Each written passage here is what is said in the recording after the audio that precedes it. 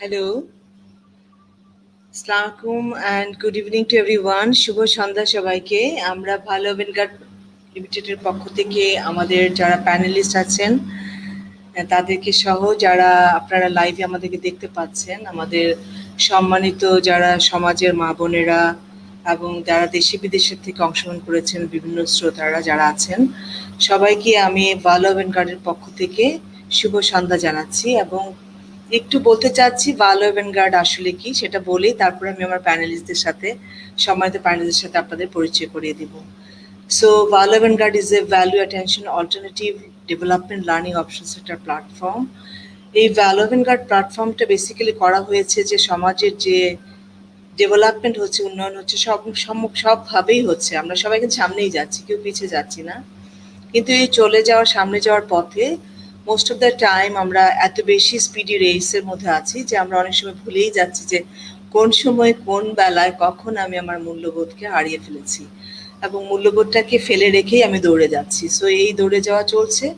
অনেক পরে যখন আমি রিয়েলাইজ করতে পারছি ইটস টু লেট, তখন দেখা যাচ্ছে অনেক রকমের ডিস্টর্শন সমাজে ঘটে গেছে, ঘরে ঘটে গেছে এবং দেশে এবং গ্লোবালি, যদি বিশ্বায়নের দেশেও ঘটে যাচ্ছে।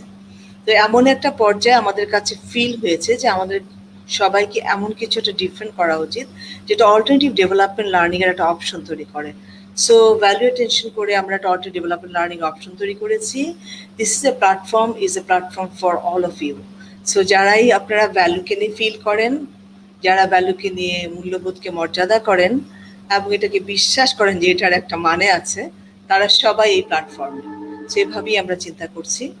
এই প্ল্যাটফর্ম থেকে আমরা অনেক রকম কাজ করি, বাট আজকে আমি সেগুলো নিয়ে বেশি কথা বলতে চাই না। শুধু এটাই বলতে চাই যে অল সেক্টর, অ্যাক্রস দ্য সেক্টরে আমরা এডুকেশন থেকে শুরু করে ট্রেনিং, রিসার্চ থেকে শুরু করে আইডিয়া কানেক্টিভিটি থেকে শুরু করে পিপল কানেক্টিভিটি থেকে শুরু করে পলিসিতে এবং বিভিন্ন ধরনের ইনোভেটিভ যে আইডিয়া ডেভেলপ করা হয়, যেমন সেটা ডেভেলপমেন্ট হতে পারে, ম্যানেজমেন্টের হতে পারে, চেঞ্জ মেকিংয়ের হতে পারে, সব কিছুতেই আমরা কম বেশি কিছু কিছু কাজ করি। So we are a super filler. সব কাজ যেখানে করা হচ্ছে হচ্ছে, তার ফাঁকে ফাঁকে যেখানে একটু ফাঁক আছে, গ্যাপ আছে, আমরা সুপার ফিলার হিসেবে এটাকে একটু হেল্প করছি। That's the only role of parliament guard. And parliament guard একটা ছোট টিম আছে, but we are not a small team. আমাদের এত বড় বড় মানুষ আমাদের সাথে আছে। আজকে আমি এখনই আপনাদেরকে যেই প্যানেলের যে চারজন ওমেনের সাথে পরিচয় করিয়ে দিব। একজন ওমেন আজকে নাই, তিনি থাকার কথা ছিল, পরে আমি বলছি কেন নাই। তারা সবাই অসম্ভব সম্মানিত, তো বুঝতেই পারেন এরকম অনেক মানুষ আমাদের সাথে আছে। সো আমি যদি একটু পরিচয় করিয়ে দিই, আমার সম্মানিত যারা আজকে প্যানেলিস্ট আছেন, যারা আজকে রাজি হয়েছেন আমাদের পাশে আজকে এই connecting women in the equality pathway আজকের এই সন্ধ্যাটা একসাথে কথা বলার জন্য, তারা সবাই অনেক অভিজ্ঞতা সম্পন্ন এবং তারা বিভিন্ন জায়গা থেকে এসছেন। প্রত্যেকেরই বিভিন্ন রকমের সেক্টরাল কালেকটিভ অভিজ্ঞতা বা একটা পার্টিকুলার সেক্টরাল অভিজ্ঞতা প্রত্যেকেরই আছে কম বেশি। সো আমি একটু যদি প্রথমেই পরিচয় করাতে গিয়ে সিরিয়ালি যাই, আমাদের সম্মানিত MS ফাতিমা রাহাত খান আপা আছেন। উনি আমাদের RMG সেক্টরে গত 20 ইয়ার্স ইভেন মোর এবং SRHR এ অনেক লং সময় নিয়ে কাজ করেন। উনি নিউট্রিশনাল কাজ করেছেন, আমি ওনাকে নিউট্রিশন প্রোগ্রামেও দেখেছি। She is a very strong women, যিনি নাকি লম্বা সময় ধরে এই যে আজকের গার্মেন্টস কমিউনিটি দেখতে পাচ্ছেন, ওমেনদের এত রকমের পরিবর্তন দেখতে পাচ্ছেন, এটার যে একটা শক্তিশালী রূপে উনি কিভাবে আছেন সেটা আমি একজন উইটনেস। সেই জন্য আমি বিশ্বাস করেই ওনাকে আমি নিয়ে এসেছি যে এইরকম মহিলাকে আনতে হবে যার মাধ্যমে অনেক গার্মেন্টস কমিউনিটির উপকার হয়েছে, গার্মেন্টস কমিউনিটির অনেক রকমের পরিবর্তন দেখতে পাচ্ছে, যেটা নাকি পিছনে কে সেটা কেউ সমাজে জানতে পারছে না। সমাজকে পরিচয় করে দেওয়া উচিত যে পিছনে কারা কাজ করে, তো উনি একজন সেরকম লিডারশিপ। সো ফাতিমা রাহাত খান আপা SNV নেদারল্যান্ডে কাজ করছেন এবং উনি গার্মেন্টস সেক্টরের সাথে ওতপ্রোতভাবে জড়িত আছেন।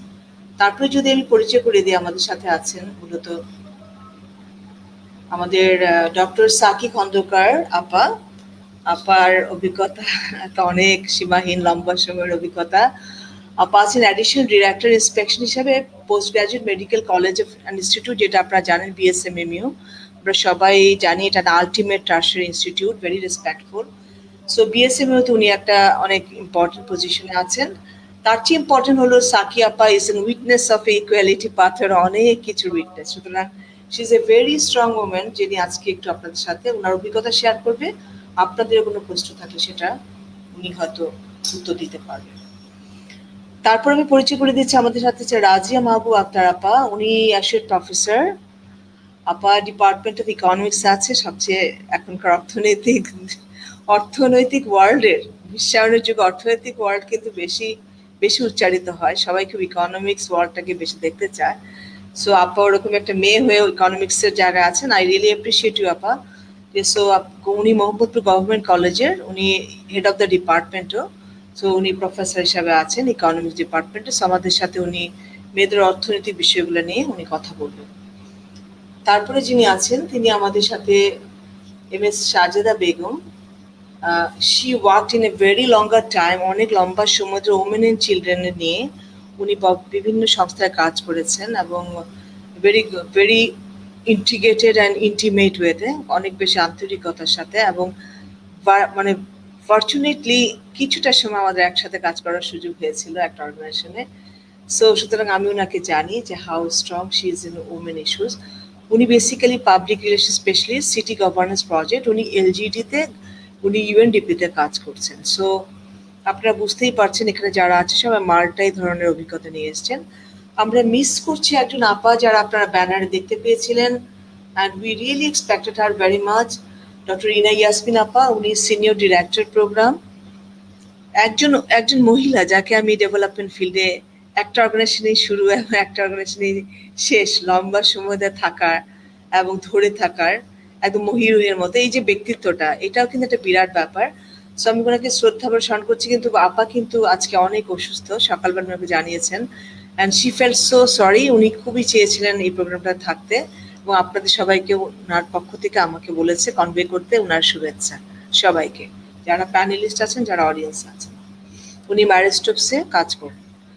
সো আমরা এখন একটু কি শুরু করতে পারি মনে হয় ফর্মালি, আসল কথায় চলে যাই। আজকের এই equality pathway and equality connectivity এবং ইকুয়ালিটি জার্নি কোথায় আমরা আছি সেটা নিয়ে আমাদের একটা সেমিনার হতে যাচ্ছে, এবং এই সেমিনারের মূল উদ্দেশ্য কিন্তু আমরা তথ্য কথা বলা না, আমরা connecting women in the equality পাথওয়ের আজকের সেমিনারে আমাদের মূল উদ্দেশ্য থাকবে যে আমরা অভিজ্ঞতা লব্ধ এবং আমরা দৈনন্দিন জীবনে বা আমাদের চলার পথে, কাজের জগতে, সমাজে কি কি জিনিস আমরা উইটনেস করি, কোথায় আছে ইকুয়ালিটি পাথওয়ে, আমরা এই জার্নিতে কে কোথায় আছি, এটা নিয়ে আমরা একটু ফিরে দেখবো নিজেদের মধ্যে, এবং আমরা কিছুটা সময় প্রশ্ন করব, কিছু কথা বলবো। তারপর আমাদের এই সেমিনারটা বেসিক্যালি অডিয়েন্সদের জন্য।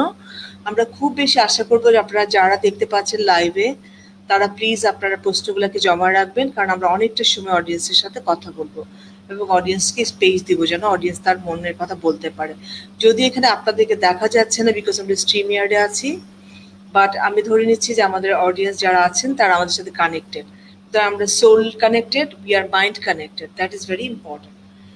সো শুরু করা যাচ্ছে। সো আমি যেটা জানতাম, আমার জানা মতে, আমি ওমেনদের নিয়ে কাজ করি নিজে, যেহেতু ওমেন, সুতরাং ওমেনের প্রতি অবশ্যই দুর্বলতা আছে এবং মনটা ওমেনের উপরে বেশি পড়ে থাকবে, এটাই স্বাভাবিক।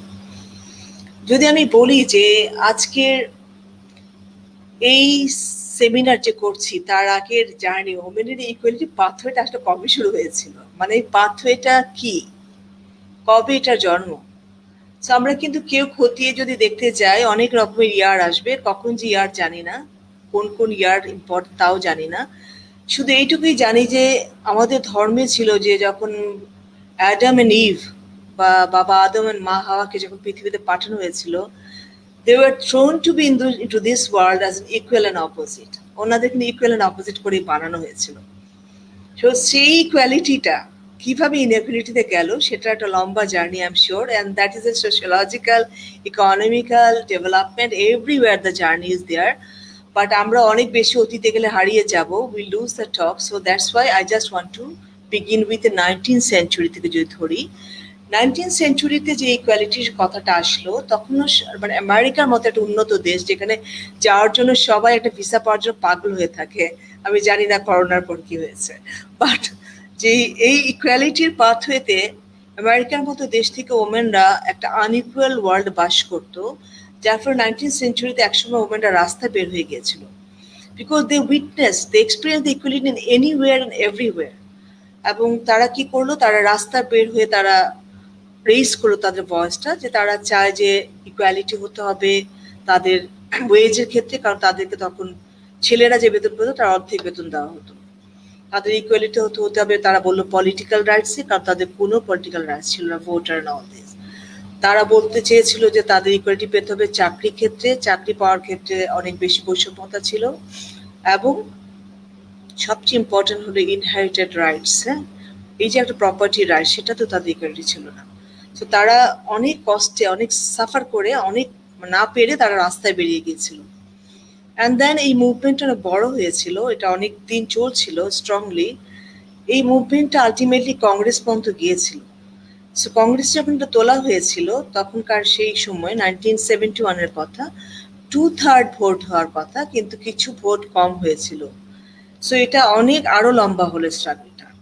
But the good thing is, আমেরিকার স্ট্রাগলের মধ্যে ইউকে, নিউজিল্যান্ড, ফিনল্যান্ডের মতো কান্ট্রিরা পাশে এসেছিল। সো যার ফলে শক্তিশালী দেশগুলো যেহেতু একসাথে এসেছিল, তখন দেখা গেছিল এই ভয়েসটা স্ট্রঙ্গার হলো।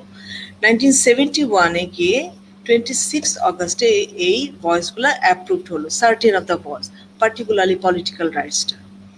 সো এই অ্যাপ্রুভালের পর থেকে 26 অগস্টকে একটা ডে অফ দ্য ইকুয়ালিটি হিসাবে, ওমেন ইকুয়ালিটি ডে হিসাবে এটাকে সম্মান করা হয় এবং এটাকে অবজার্ভ করা হয়। সো আমি যদি আমার কাজের জগৎ থেকে দেখি, এবং আপনারাও জানেন যে এই সম্মান করার দিনগুলো তো 8 মার্চ আছে ওমেনদের জন্য, ইন্টারন্যাশনাল ওমেন্স ডে, 25 নভেম্বর আছে ভায়োলেন্সের ডে, অ্যান্ড যদি খুঁজে খুঁজে দেখতে চান আরো অনেকগুলো ওমেনের ডে আছে, maximum day relevant to women. এত ডে করে, এত ডেডিকেটেড হয়ে 15 দিনের, একদম 16 দিনের কমিটেড জার্নি করলো আপনার কিছুদিন আগে 25 নভেম্বরে, ভায়োলেন্স এগেন্সট ওমেনের। হ্যাঁ, 16 দিনের একটা কমিটমেন্ট করে জার্নি করা হলো, কাজ করা হলো। ফাইন, সবই তো হচ্ছে, বাট আমরা কোথায় আসলে আছি?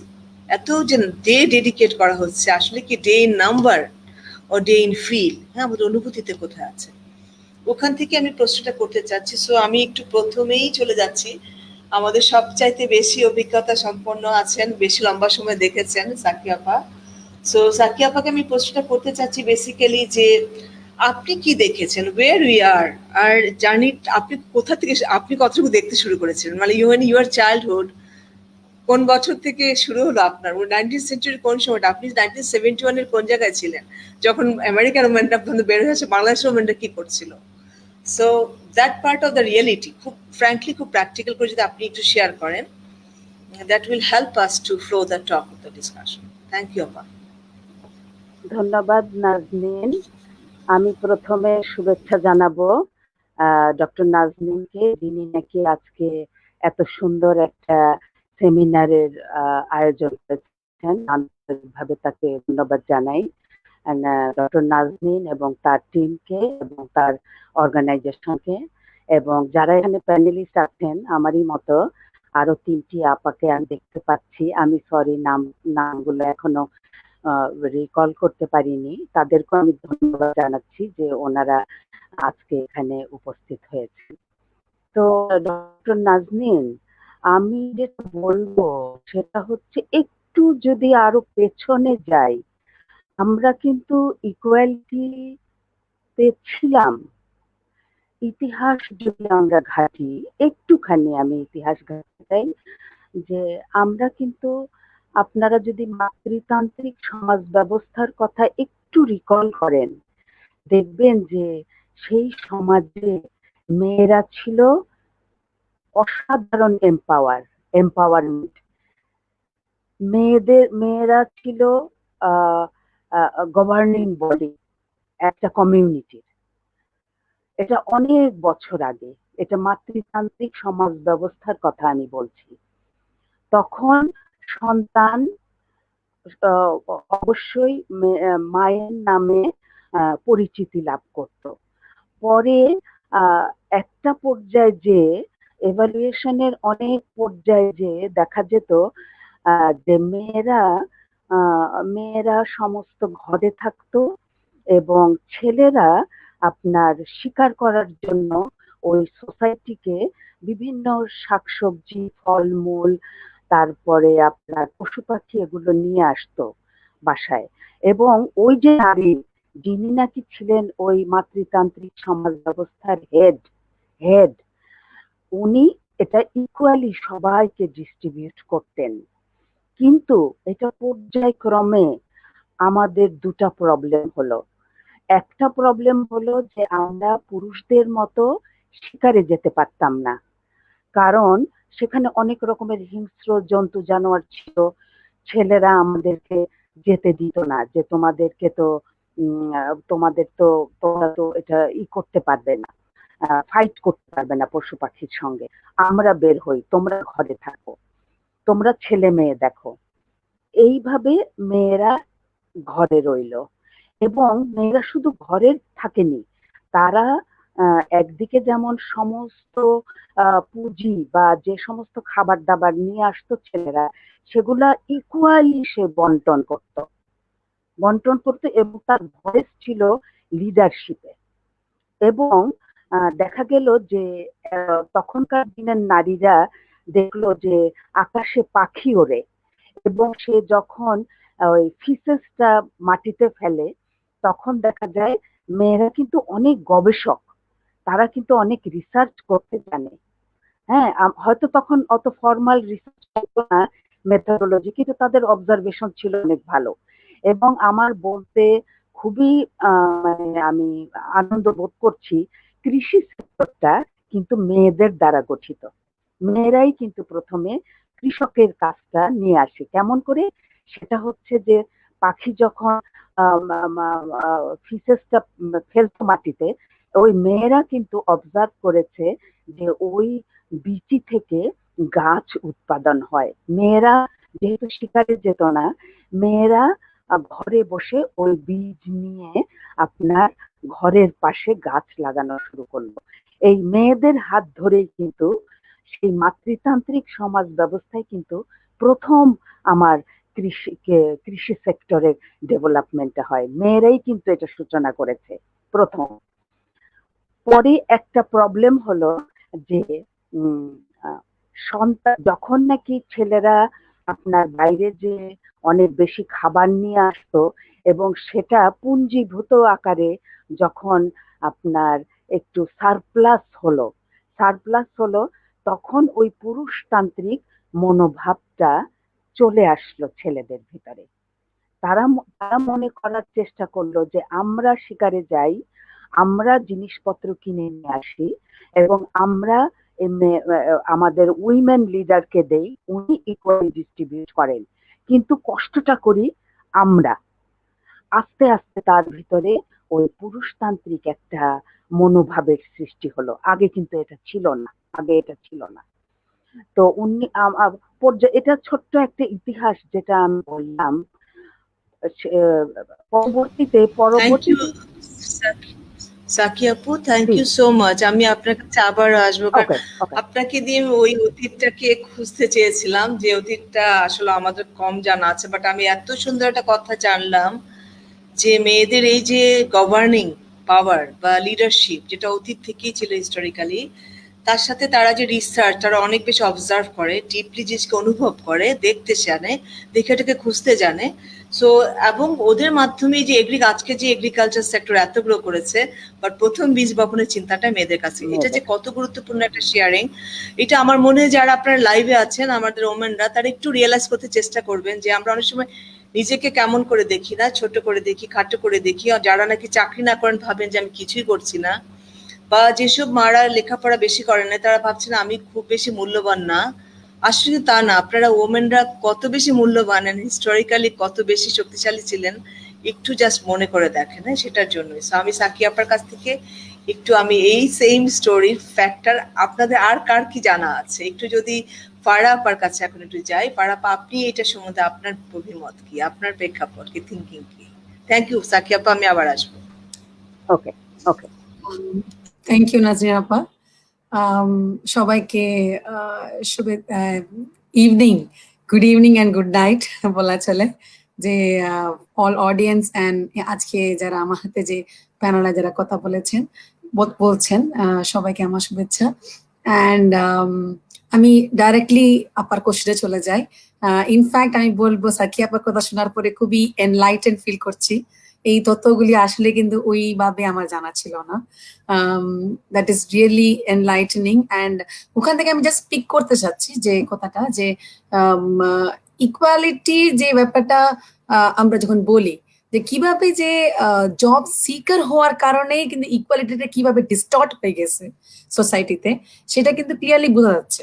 এম্পাওয়ারমেন্ট যখন আমরা বলি, কেন why we want equality, equality কিন্তু একটা মেয়ের জন্য নিজের রাইটটাকে কিন্তু বুঝতে পারে, মানে মানে সোসাইটি থেকে একটা অ্যাকসেপ্টেবিলিটি পায়, রাইট? অ্যান্ড সেখানে কিন্তু মেয়ের একটা ডেভেলপমেন্টের বড় একটা ভূমিকা আছে। সো যদি জব যদি না করি তাহলে I am not an empowered women, সেখানে সেই কনসেপ্টটা কিন্তু কিভাবে যে চলে আসলো সেই পার্সপেক্টিভ দেখাটা কিন্তু খুবই দরকার আছে। সো আমি যদি আমার এক্সপিরিয়েন্সটা যদি বলি যে just shifting from that to আমরা কিভাবে, মানে আমি বলবো আপার নেক্সট জেনারেশন হিসাবে যদি আমি বলতে চাই, অফকোর্স ইমপ্রুভমেন্ট হয়েছে। আমরা অথবা ওই সিচুয়েশন যখন শুরু হয়েছিল ওখানে নাই, বাট এখন আমি বলবো যে ইমপ্রুভমেন্ট হয়েছে 90s and 20s যদি এখন যদি দেখি, বাট ইমপ্রুভমেন্ট যেটা হয়েছে সেটা খুব রিসেন্টলি হয়েছে। যদি আমি going back to parents and grand parents যদি দেখি, সেখানে এডুকেশন বলেন, জব বলেন, ওই লেভেলে মেয়েরা আসে না, এখন কিন্তু আসছে, but that is very very recent development. So education মাত্র না, জব দুইটাও আমি এখনই যে চেঞ্জটা যে দেখছি, সেখানে আরেকটু আমি আপার কথাটা একটু টানতে চাবো যে it's not only going to job and doing the work as a woman, it's also getting that equality. যে পর্যন্ত ছেলে আর মেয়ে যে বুঝতে পারবে না যে জব যাওয়ার জন্য যে আমার একটা ওয়াইফ অথবা যে বউ যে এম্পাওয়ার্ড হয়ে গেছে, so I also have an equal contribution in the house, সেটা এখন কিন্তু বুঝে নেই। যে আপার কথাটা যদি ধরি যে ইনিশিয়ালি কিন্তু ওরা কিন্তু জব করে নাই দেখে এই কথাটা কিন্তু চলে আসছে, এটা এম্পাওয়ারমেন্টটা কিন্তু, বাট এখন যখন জব যখন করা শুরু করে দিয়েছে, সেই চেঞ্জটা আমরা দেখতে পারছি না। ওরাদের মধ্যে ওই পাওয়ার রিলেশনটা, পাওয়ার ডাইনামিক্স এখনো রয়ে যাচ্ছে। সো আমি বলবো ইফ আই সি দ্যাট আমরা কিন্তু ওয়েস্টার্ন থেকে অনেক কিছু শিখা শুরু করছি, যে আপা যেটা শুরু করেছেন আমেরিকান যে revolution, and there are not only this American revolution, অনেক গ্রেট লিডারশিপ ছিল উইমেনে, we can just pick up the names, ওরাদের মাধ্যমে কিন্তু এটা চেঞ্জটা চলে আসছে সোসাইটিতে। বাট এখন আমরা যদি বাংলাদেশ পার্সপেক্টিভ অথবা সাউথ এশিয়ান যে চেঞ্জটা যদি দেখি, আমরা এটা কিন্তু মোটামুটি ওয়েস্টার্ন দিকে কিন্তু একটু ইন্সপায়ার্ড হয়ে চেঞ্জ হয়েছে, বাট আমরা চেঞ্জ যখন নিয়ে আসছি, পুরো চেঞ্জটা নিয়ে আসিনি। Culturally we are stuck there inwardly. আমরা as a society we are male dominated, ওখানে কোনো চেঞ্জ নাই, অ্যাটিটিউডে যেটুকু নিয়ে আছে কিছুটা চেঞ্জ আছে, but that is not vast. কারণ আমরা যখন কথা বলছি এখন, আজকে প্যানেলে আমরা কারা আছি, we are just the women who are working in the society and in a very good position, not those women who are in the rural or in the low income jara earning bread earners, ওরাদের মধ্যে না। তো আমরা যখন spectrum of society যখন দেখি, ওখানে ডেভেলপমেন্টটা কিন্তু অনেক খারাপই। অ্যান্ড তা মাত্র না যে শুধু জব ক্ষেত্রে মাত্র না, অ্যাটিটিউড ক্ষেত্রে কোনো চেঞ্জই হয়নি। সো আমরা কোনটা নিয়ে এখন আলাপ করতেছি? Are we talking about us, are are we talking about those, are also considering those women? এখানে আমি একটা ছোট্ট জিনিস বলে শেষ করতে চাচ্ছি। এখন মডার্ন স্লেভারি আমরা সবাই শুনছি, রাইট? আপা জেন্ডার বেসড ভায়োলেন্সের কথা বলেছে। এই দুইটার সাথে কিন্তু আপনার ওয়ার্ক এনভায়রনমেন্টেও কিন্তু অনেক স্ট্রাগল আছে। It's not now the home itself. So when we as a women, আমরা যখন বাইরে যাচ্ছি, on the commuting to from বাসা থেকে যখন অফিস যাচ্ছে, সেখানে সমস্যা হচ্ছে, and it is across all women. It's not only the low income bread earners, সবাই across, and it is same in the office also. So শুধু চ্যালেঞ্জ না, আবার যে এক্সাম্পলটা বলেছে যে মেয়েরা খুব সুন্দর করে বাসাকে গুছিয়ে মানে টেক কেয়ার করেছে, but now we have to take care of the family, we have to be careful about ourselves, and while going out from home to office, and অফিসে যাই কিন্তু অনেক সাবধান থাকতে হবে। এখনো ওই পার্সপেক্টিভে চেঞ্জটা আসতে অনেক অনেক দেরি আছে, অনেক কাজ করাও বাকি আছে এখানে। থ্যাংক ইউ আপা, আমি আবার বলবো।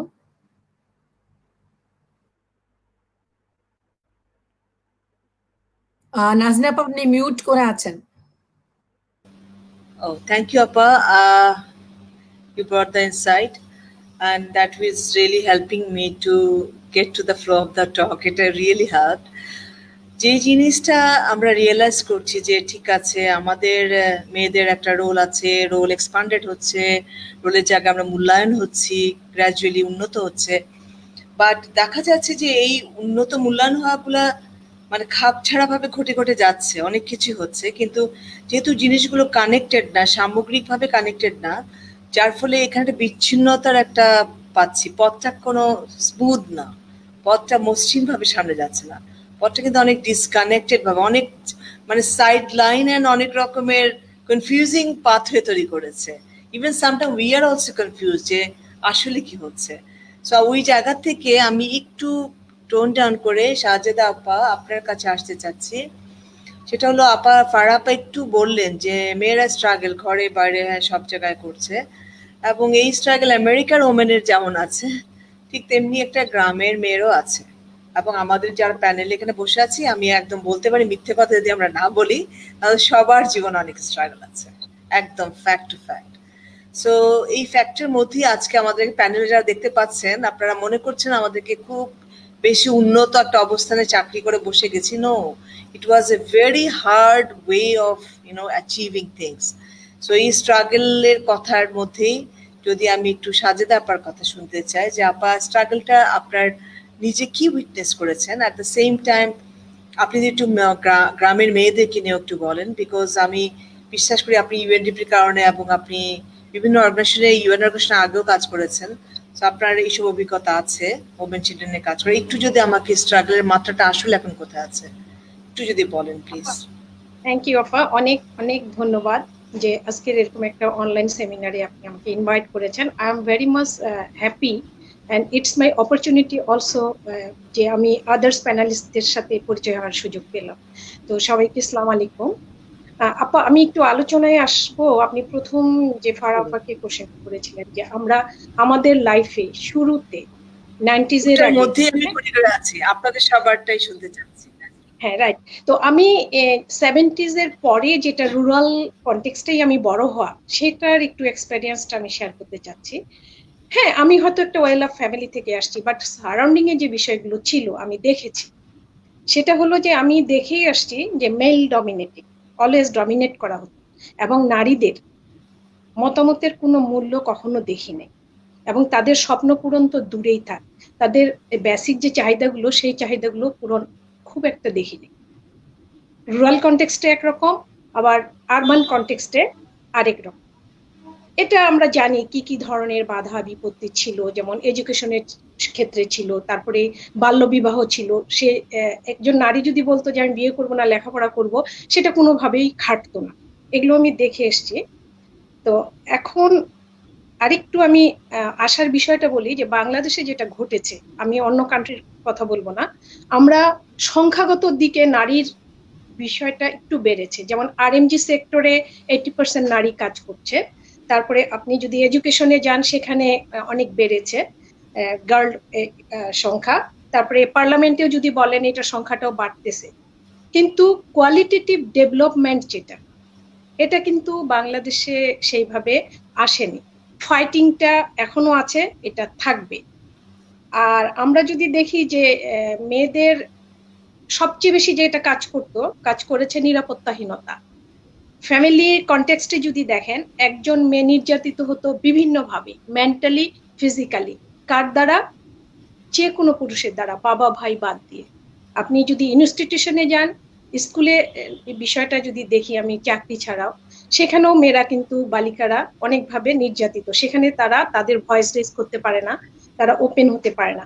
সোসাইটি লেভেলে তো এটা বলাই বাহুল্য। সোসাইটিতে দেখা হয় যে নিম্নবিত্ত যারা একেবারেই, তাদের তো কোনো আসলে মূল্যায়নই নেই সোসাইটিতে। এগুলো আমরা দেখে আসছি, পেয়ে আসছি। Always hurdle, always struggle.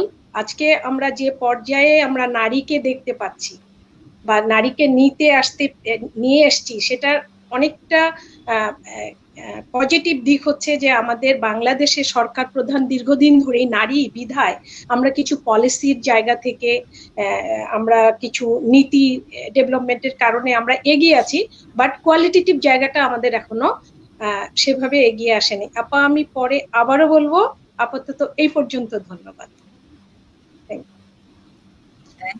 Thank you আপুজ, থ্যাংক ইউ সো মাচ।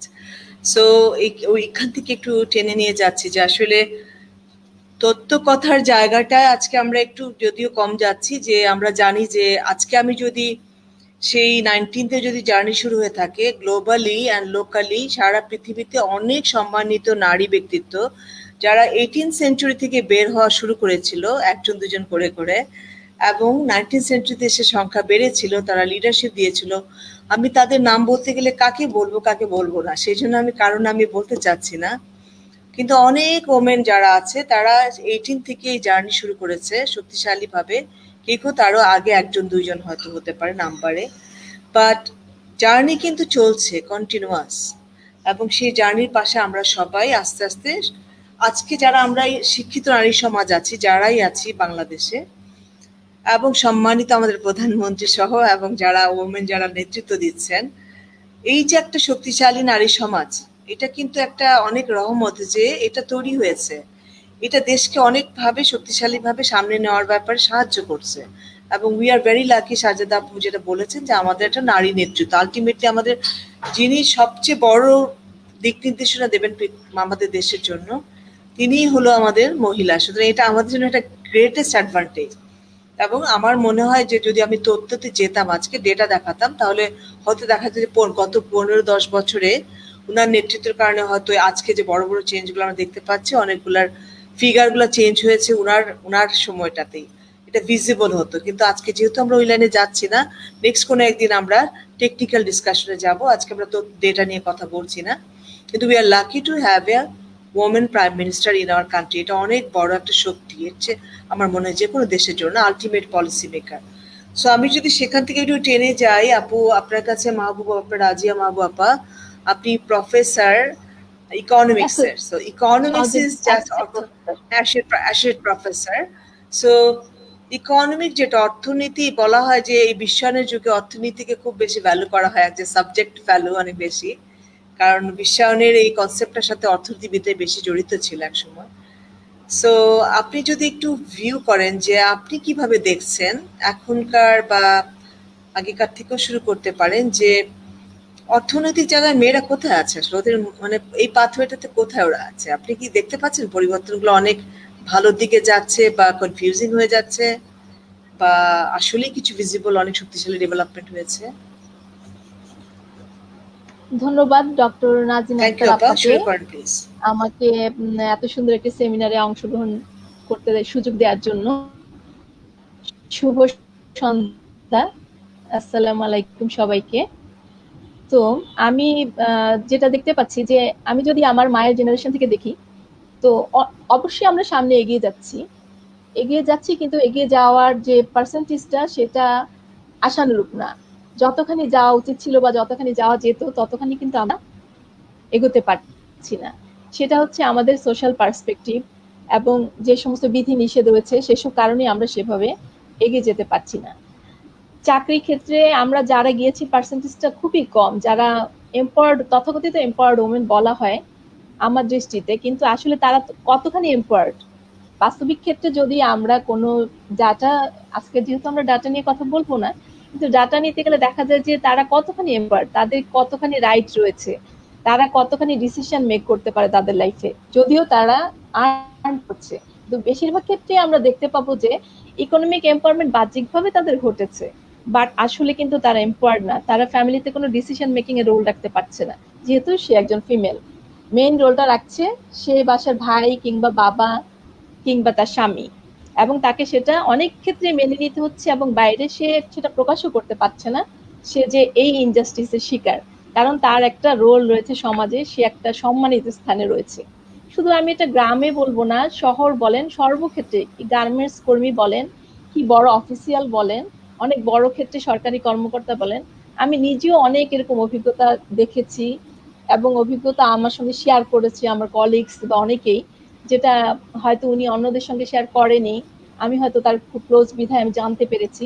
তো সেক্ষেত্রে বলবো যে এম্পাওয়ারমেন্টটা মুখে যেভাবে হয়েছে বাস্তবে কিন্তু সেভাবে আমাদের সমাজে আমরা এখনো দেখতে পাচ্ছি না। আর ইকোনমিক এম্পাওয়ারমেন্ট শুধু আমি বেতন পেলাম মাস শেষে বা টাকা রোজগার করলাম তাহলে কিন্তু এম্পাওয়ারমেন্টটা হচ্ছে না। এম্পাওয়ারমেন্ট বলতে বা ইকুয়ালিটি বলতে যেটা বোঝায় যে একজন পুরুষের সমান আমি সমাজে যে রাইটটা, education, economic decision making, mobility সব ক্ষেত্রে যে পাবো বা আইনগত জাস্টিস যেটা পাবো সেটা কিন্তু নারীরা পাচ্ছে না। আমি রিসেন্ট একটা উদাহরণ বলতে চাই, পত্র পত্রিকা উল্টালে আমরা দেখতে পাই যে কোনো একটা অকারেন্স ঘটেছে কোনো একটা প্রতিষ্ঠানে, সেখানে নারীও জড়িত, পুরুষও জড়িত, কিন্তু যখন এটা আদালতে যাচ্ছে বা কোনো মিডিয়ায় প্রকাশ পাচ্ছে তখন পুরুষকে কিন্তু কোনো প্রকার ব্যক্তিগত চরিত্র নিয়ে জড়ানো হচ্ছে না, কিন্তু দেখা যাচ্ছে নারীকে, সে কোয়ালিটি সম্পূর্ণ নারী হওয়ার পরও হয়তো সে এটার সঙ্গে জড়িত ছিল না, প্রমাণও হয়নি সে জড়িত কিনা, তারপরে তাকে কি করা হলো, চারিত্রিক ভাবে তাকে জড়িয়ে দেওয়া হলো আজে বাজে কথা বা এসব জিনিসগুলা, এগুলো শিকার কিন্তু আমরা নারীরা এখনো হচ্ছি। তো সেই ক্ষেত্রে আমরা কিন্তু ইকুয়ালিটি লেভেল থেকে এখনো অনেক পিছিয়ে রয়েছি, যদিও বাস্তবে বলি যে আমরা ইকুয়াল অবস্থানে আছি। আসলে ইকুয়ালিটি অর্জন করা এত সহজ না, এটা অনেক দূরের যাত্রা, অনেক লম্বা পথ এবং আমাদেরকে বহু দূর যেতে হবে আমি মনে করি। আমি আবার আসবো এই Thank you, পর্যন্ত। Appa. I will come back to. Thank you, Appa. I will come back to you certainly. Equality রাস্তা অনেক লম্বা, আমরা জানি। ইকুয়ালিটির রাস্তা শুরু হয়েছে অনেক বছর আগে, মেবি হাজার হাজার বছর, এবং চলবে, কতদিন চলবে উই ডোন্ট নো। আমাদের জেনারেশনে কতটুকু কি দেখে যেতে পারবো তাও আমরা ঠিক জানি না, বাট তারপরেও ক্লান্ত না হয়ে আমরা কাজ করব যাতে পরিবর্তন আসতে থাকে কিছু না কিছু করে। The unfortunate part of the equality is sometimes we are assured by the false equality, like the number equality, or এই যে একটু আগে আপা বলেছিল যে বেতন পাচ্ছি, বড় বড় বেতন, বড় বড় নাম দাম হচ্ছে না, এই যে একটা ফলস একটা সেন্স অফ ইকুয়ালিটি যেটা সমাজ ফলসটি দেখে না, ওকে অনেক উন্নতি তো হচ্ছে, সবাই তো বেশ ভালো আছে, কেন ওমেনরা তো ভালোই করছে। আমার মনে হয় যে এই জায়গাটা যদি আপার কাছ থেকে আমরা সাকি আপার কাছে ফেরত যেতে চাই, সাকি আপা আপনি যদি আমাদেরকে একটু আসলে বলেন যে like how you feel equality, মানে in a sense of real sense of ইকুয়ালিটিতে ইকুয়ালিটি আসলে কি হচ্ছে বাংলাদেশে এখনকার প্রেক্ষাপটে।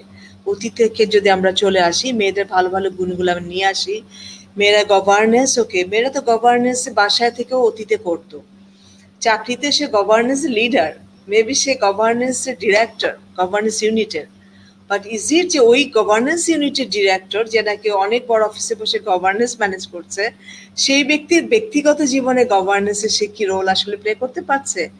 যেইটুকু অধিকার তার অতীতে ছিল ওমেন হিসাবে, হিস্টোরিক্যালি ইভলিউশনের আগে, যে সে ডিস্ট্রিবিউট করতে পারতো, সে কন্ট্রোল করতে পারতো, সে ফিল করতো সে এম্পাওয়ার, সেই ফিলিংসটাকে এখন বড় চাকরিতে বসে সেই গভর্নেন্সের যে leader, I have seen and I have witness many of the women around, এমনও ওমেন দেখেছি যে গভর্নেন্সের হেড আছে, বাট সে বাসায় গিয়ে ওই গভর্নেন্সটা সে তার জায়গায় সে অ্যাপ্লাই করতে পারেনি, এবং ভেরি স্ট্রং, মানে ভেরি ব্যাডলি সাফারার, এরকম উইটনেস আমি কিন্তু অনেক দেখেছি। সো আমি একটু আপনার কাছে জানতে চাই আসলে ইকুয়ালিটির মানেটা কোথায় গিয়ে মানে রাখছে, কিভাবে ইকুয়ালিটিকে আসলে মেক সেন্স করে। থ্যাংক ইউ আপা। হ্যাঁ, ধন্যবাদ নাজনীন। খুবই একটা গুরুত্বপূর্ণ প্রশ্ন আপনি করেছেন, এবং আমার যারা প্যানেলিস্ট তারা ইতিমধ্যেই বলেছে যে মেয়েরা কিন্তু এগিয়ে যাচ্ছে, বিভিন্ন পজিশন তারা হোল্ড করছে। ইট ডাজন্ট মিন যে সে ডিসিশন মেকিং এ তার ভূমিকাটা ঠিক মতো রাখতে পারছে না, তার ঘরে, না তার বাইরে, না তার প্রতিষ্ঠানে যেখানে সে কাজ করছে। ইদানিং আমরা দেখে আসছি যে প্রচুর মেয়ে, এই যে গার্মেন্টস এর কথা বলি, 80%, আপা বললেন 80% মেয়ে গার্মেন্টস এর দিকে যাচ্ছে। এটার কারণটা কি? এটার কারণ হচ্ছে অর্থনীতি। কারণ মেয়েগুলিকে মুখাপেক্ষী হয়ে থাকতে হচ্ছে পুরুষদের উপরে। মেয়েটা ফ্রিডম চায়, মেয়েটা মুক্তি চায়। হ্যাঁ, সেই কারণে আজকে দলে দলে আমাদের মেয়েরা গার্মেন্টস মুখী হচ্ছে। যেহেতু তাদের শিক্ষাগত যোগ্যতা খুব অল্প, তাদের আর কোনো উপায় নেই, তারা গার্মেন্টস মুখী হচ্ছে। এটা কিন্তু একটা পজিটিভ দিক, যে সে খানিকটা হলেও সে তার স্বাধীনতাটা উপভোগ করতে পারছে। এক। ২ নম্বর হচ্ছে, আমি উচ্চশিক্ষিত মেয়েদের কথা বলবো। আমি ধরলাম ইঞ্জিনিয়ার, ডাক্তার, ইউনিভার্সিটিতে যারা চাকরি করেন, তারা কিন্তু খুবই কম্পিটেন্ট। তারা কম্পিটেন্ট, তাদের মেধা দিয়ে, তাদের শক্তিশালী দিক দিয়ে, ধৈর্য দিয়ে তারা কিন্তু কাজ করে যাচ্ছে তার অফিসে, ইউনিভার্সিটিতে বলেন, বিশ্ববিদ্যালয়ে বলেন, বিভিন্ন কর্পোরেট অফিসে। কিন্তু একটা জিনিস দেখা যায় যে ডিসিশন মেকিং এ কিন্তু সেই মেয়েটা নাই। আমরা উইমেন এম্পাওয়ারমেন্ট কখন বলবো? সে কি খুব কাজে ভালো? নো। সে কাজে ভালো, ওটাকে আমরা বলবো না সেটা এম্পাওয়ারমেন্ট। মেয়েরা গাধার মতো খাটাখাটি করতেছে এক্স্যাক্টলি। বিভিন্ন প্রতিষ্ঠানে, গাধার মতো খাটছে। আমার বিভিন্ন অভিজ্ঞতা আছে। আমি মাঠে ঘাটে গ্রামে গঞ্জে আমি হেঁটে হেঁটে বেরিয়েছি। আমি দেখেছি আমাদের মানে বিরাট মেয়েদের একটা বাহিনী থাকতো, যারা ফিল্ড ওয়ার্কার। নাজনীন, তুমি নিশ্চয়ই জানো। আমি দেখতাম সুপারভাইজার হিসেবে ছেলেরা তাদের উপরে লাঠি ঘুরাতো। তাহলে আমার ইকুয়ালিটিটা কোথায়? এমনকি প্রত্যেক কর্পোরেট অফিসে বলেন, ইউনিভার্সিটিতে বলেন, অফিসে বলেন, মেয়েরা যতদিন পর্যন্ত না ডিসিশন মেকিং এ যাবে, আমি এটাকে বলবো না যে আমরা একত্রিত হয়ে মেয়েরা এম্পাওয়ার। হ্যাঁ, খুব ভালো একটা কথা এসেছে যে আমাদের সরকার প্রধান, উনি অত্যন্ত অক্লান্ত পরিশ্রম করে যাচ্ছেন যাতে মেয়েরা তাদের কাজে এগিয়ে আসে। কিন্তু মেয়েদের তো সেই যোগ্যতা লাগবে। তাকে ছেলেদের সঙ্গে একসাথে কাজ করতে হলে তার মেধা লাগবে, তার মননশীল লাগবে, তার সৃজনশীলতা লাগবে, তার ডাইনামিক হতে হবে। হ্যাঁ, এই সমস্ত বিষয়গুলি যতদিন পর্যন্ত মেয়েরা আমরা না অর্জন করতে পেরেছি, ততদিন পর্যন্ত আমরা মেয়েরা ইকুয়ালিটির মুখ আমরা দেখব না। আমাদেরকে এটা, যেটা একটু আগে বললেন যে এটা একটা অনগোয়িং একটা ফাইটিং চলছে, তবে আমি আশাবাদী যে আমরা এই যুদ্ধে আমরা জিতবো, অবশ্যই আমরা এগোবো। ইনশাআল্লাহ। That's why we are here আপা। থ্যাংক ইউ আপা। That's why we are here. এবং আজকে এই যে 5 জন, এই 5 জন কিন্তু মাল্টিপ্লাইড বাই আমি মনে করি 5 মিলিয়নের বেশি যে ওমেন বিভিন্ন জায়গায় কাজে কর্মে এখন আছে, বিভিন্ন অবস্থানে আছে বাংলাদেশে। সো মেয়েরা তো আসলে অবস্থান নিচ্ছে। স্ট্রাগলটা যে জায়গাটা আছে, যে আমরা আসলে কোনো কোনো জায়গায় আমরা মনে করছি অ্যাপারেন্টলি ইকুয়াল, বাট ইকুয়ালিটিটা আসলে এখন পর্যন্ত আমাদের বাস্তব অর্থে আমাদের হাতে আসে নাই। তো এটার জন্য ফাইট লং ওয়ে যেতে হবে, স্ট্রাগল। বাট পজিটিভটা নিয়ে যদি আমরা সামনে যাই তাহলে আমরা সামনে যেতে পারবো। বেশি নেগেটিভ নিলে আমরা ডিমোরালাইজড হয়ে যাবো। So let we move on to the positive angle থেকে। আমি একটু যদি আসি যে আমাদের প্রধানমন্ত্রীর কথা আমরা এত বললাম, আমাদের সম্মানিত প্রধানমন্ত্রী, উনি যে ওম্যান, আমি জানি না আল্লাহ তাআলা আমাকে কোনোদিন যদি যোগ্যতা দেয় যে বা উনার সাথে একবার কথা বলার সুযোগ হয়, যে উনিও নিঃসন্দেহে অনেক স্ট্রাগল করেছেন। Her struggle is enormous. I more than sure যে উনি যে চেয়ারটা বসে আছেন, সেই চেয়ারে বসে এখনো উনি কিন্তু ওই আপনি যে আমরা যে জিনিসগুলো নিয়ে কথা বলছি, এই ফাইটটা উনিও ইন্টারনালি করছেন। That is the reality of the world. হ্যাঁ, so coming to the fact, আমি এটা থেকে একটু যদি ফারাপার কাছে চলে যাই। ফারাপা, যে জিনিসটা বলা হলো যে মেয়েরা অর্থনীতির মুক্তি, ঠিক আছে, আমি চাকরি করছি, শিক্ষিত হয়েছি, বেতন পাচ্ছি, হাতে কিছু টাকা আসছে, আমি বড় চাকরি করলে বেশি টাকা আসে, বেশি পজিশন আসে, বেশি সম্মান আসে, ছোট চাকরি করলে হয়তো কম আসে, বাট কিছু তো আসে। আমার তো একটা মানসিক মুক্তি আসে। এত কিছুর পরে যখন দেখা যায়, তারপরেও কেন এমন হয় যে আমরা সবসময় বলতে থাকি আচ্ছা ওমেনরা রিসার্চ করবে, ওরা রিসার্চ পারে না। ওমেনরা আছে, ওরা ম্যানেজারে বেশি ভালো করে ডিসিশন নিতে পারে না। ওমেন হলে বলা হয় না যে ও কোনো এই নার্সের পেশাটা ওমেনদের জন্য, ঠিক আছে, ও যুদ্ধে যাবে মেয়েরা, এই কিন্তু একটা স্টেরিওটাইপ মেন্টালিটি আছেই। এবং আমার মোর দেন শিওর যে গার্মেন্টসে এই ধরনের একটা পজিশনিং এর ক্ষেত্রে ম্যানেজার হবে না, ডিরেক্টর হবে, ওই জায়গায় মেয়েদেরকে নেওয়ার ব্যাপারে গার্মেন্টসে আমার বিশ্বাস সুপারভাইজার হওয়ার ব্যাপারেও পজিশনাল স্ট্রাগলে মেয়েরা পড়ে।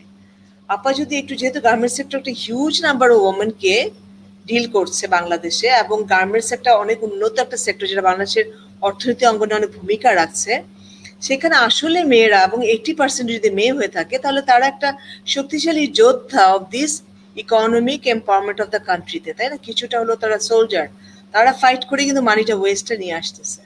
তো সেই ক্ষেত্রে আমরা কি একটু জানতে পারি যে আপার কাছ থেকে, যে আপা আপনি আসলে কি দেখছেন গার্মেন্টস সেক্টরে? মেয়েরা আসছে দলে দলে, ফাইন, এসে কি হচ্ছে? তারপরে ও কি আসলে স্ট্রাগল করছে, নাকি ওর লাইফটা smooth in workplace? Thank you. Thank you আপা। যেটুকুন এই ফর্মটা সবাই শুনছে, আমি একটু ডাটা ওয়াইজ যদিও বলতে চাচ্ছি না, একটু কারেকশন করতে চাচ্ছি। এখনকার participation of women is 60 to 65% চলে আসছে। সো 80%টা এটা নিয়ে অনেক কন্ট্রোভার্সি চলছে যে মেবি এটা অনেক আগে থেকে এরকমই আস্তে আস্তে কমে গেছিল, data was not properly represented over the time. এটা হঠাৎ হয়নি, এটা অনেকে বলছে। আর অনেকে এটাও ভাবতেছে যে ইন্ডাস্ট্রিয়ালে অনেক টেকনোলজিক্যাল ইনোভেশনস আসছে সেই কারণে, but there is no strong evidence. But most of the belief is that এই ডেটাটা সামহাও ঠিক মতো রিপ্রেজেন্ট করা হয়নি ওভার দ্য ইয়ার্স। সো আমরা রিপ্রেজেন্টেশনে 60 to 65% আছে। আর আপনি যেটা বলেছেন, ইয়েস, এরা একদম লো পেড জব। সাকি আবার বলেছেন এরা খুবই মানে ফিনান্সিয়াল দিকে ওরা এম্পাওয়ার্ড হচ্ছে। আমরা যদি ওভারঅল যদি দেখি, এই শুধুমাত্র গার্মেন্টসে না, আমি পাশাপাশি অন্যান্যও বলবো যে এখানে যেটুকুনি এম্পাওয়ারমেন্টের কাজগুলি হচ্ছে, যেটুকুনি আমাদের অ্যাডভান্সমেন্ট গুলি আমরা দেখতে পাচ্ছি, এটাকে আমরা যদি ডেভেলপমেন্ট ফিল্ডে যদি বলি পাইলটস বলতে পারি, এটার বেশি বলতে পারবো না। এটা পাইলট আকারেই আছে, কিন্তু এখন ওই স্কেল নেওয়ার পর্যন্ত হয়নি। এখন আমি গার্মেন্টস স্পেসিফিক্যালি যদি বলি, আমরা সবাই জানি যে রানা প্লাজার পরে অনেক কমপ্লায়েন্স স্ট্রিক্ট হয়ে গেছে। সো ফ্রম দ্যাট টাইম অনেকখানি চেঞ্জ হয়েছে, অ্যাটলিস্ট যারা এক্সপোর্ট ওরিয়েন্টেড গার্মেন্টস গুলিতে। পিকচারটা কিন্তু এখন জেন্ডার বেস ভায়োলেন্স যদি বলেন, সেক্সুয়াল জেন্ডার বেস ভায়োলেন্স যদি বলা হয়, সেটা কিন্তু অনেকখানি কিন্তু zero tolerance level চলে গেছে। So we can't see such things in the export oriented. আপু আমি আপনাকে জাস্ট, সরি টু ইন্টারাপ্ট, একটু জাস্ট এর সাথে জানার জন্য যে তাহলে কি এমন যে জেন্ডার বেস ভায়োলেন্সটা যদি আমি চিন্তা করি, that could be taken care of to some extent because of the pressure, imposed pressure. There are some incidents caused by the fact that it revealed that these are the things needs to be followed, certain of the discipline, and as a part of the discipline has been imposed from the outer world. Jara buyer of the world, tara imposed করেছে discipline, and that's why we are, so it is not happening just because of the feel. এটা একটা imposing একটা reality, তাই না? So এটা মোটামুটি controlling law enforcement.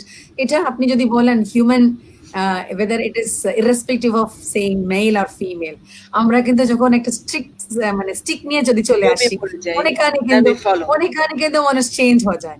ভালোবাসা, আমরা এখন পজিটিভ নিয়ে আলাপ করছি, ভালোবাসা দিয়ে মোটিভেশন নিয়ে কথা বলছি, but still stick is required. Stick ছাড়া কিন্তু ডিসিপ্লিন হয় না। You R right. সো ওই চেঞ্জটা আসছে, বাট আমি বলবো যে চেঞ্জটা কিন্তু পজিটিভ দিকে আবার গার্মেন্টসরা দেখছে। এই চেঞ্জের কারণে কিন্তু ওয়ার্ক প্লেসটা ইমপ্রুভ হয়েছে, মালিকরা দেখতে পাচ্ছে যে ইট ইজ বেনিফিটিং দ্যাম।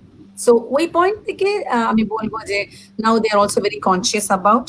ওরাদের মধ্যে সবাইকে আমি একবারে যদি বলি জেনারেলাইজ করে দিই, then it is not right, but there were instances and that has reduced a lot. কিন্তু আমরা তো আজকে ইকুয়ালিটি নিয়ে কথা বলছি, তো ইকুয়ালিটি যদি গার্মেন্টস সেক্টর যদি আমরা দুইটা পার্সপেক্টিভে দেখি, একটা হচ্ছে equality of the labours in that এখনো কিন্তু সুপারভাইজার লেভেলে কিন্তু মেল আছে। সো মেল ডমিনেন্সি যখন থাকবে, উইমেনকে উইমেন হিসাবে ইকুয়াল করতে হবে। It's not like a human being as such. কারণ উইমেনদের কিন্তু ডিফারেন্ট নিডস থাকে, different, she is a mother, she is a wife, she is a home taker also. হোমেও কিন্তু তার অনেক কাজ আছে।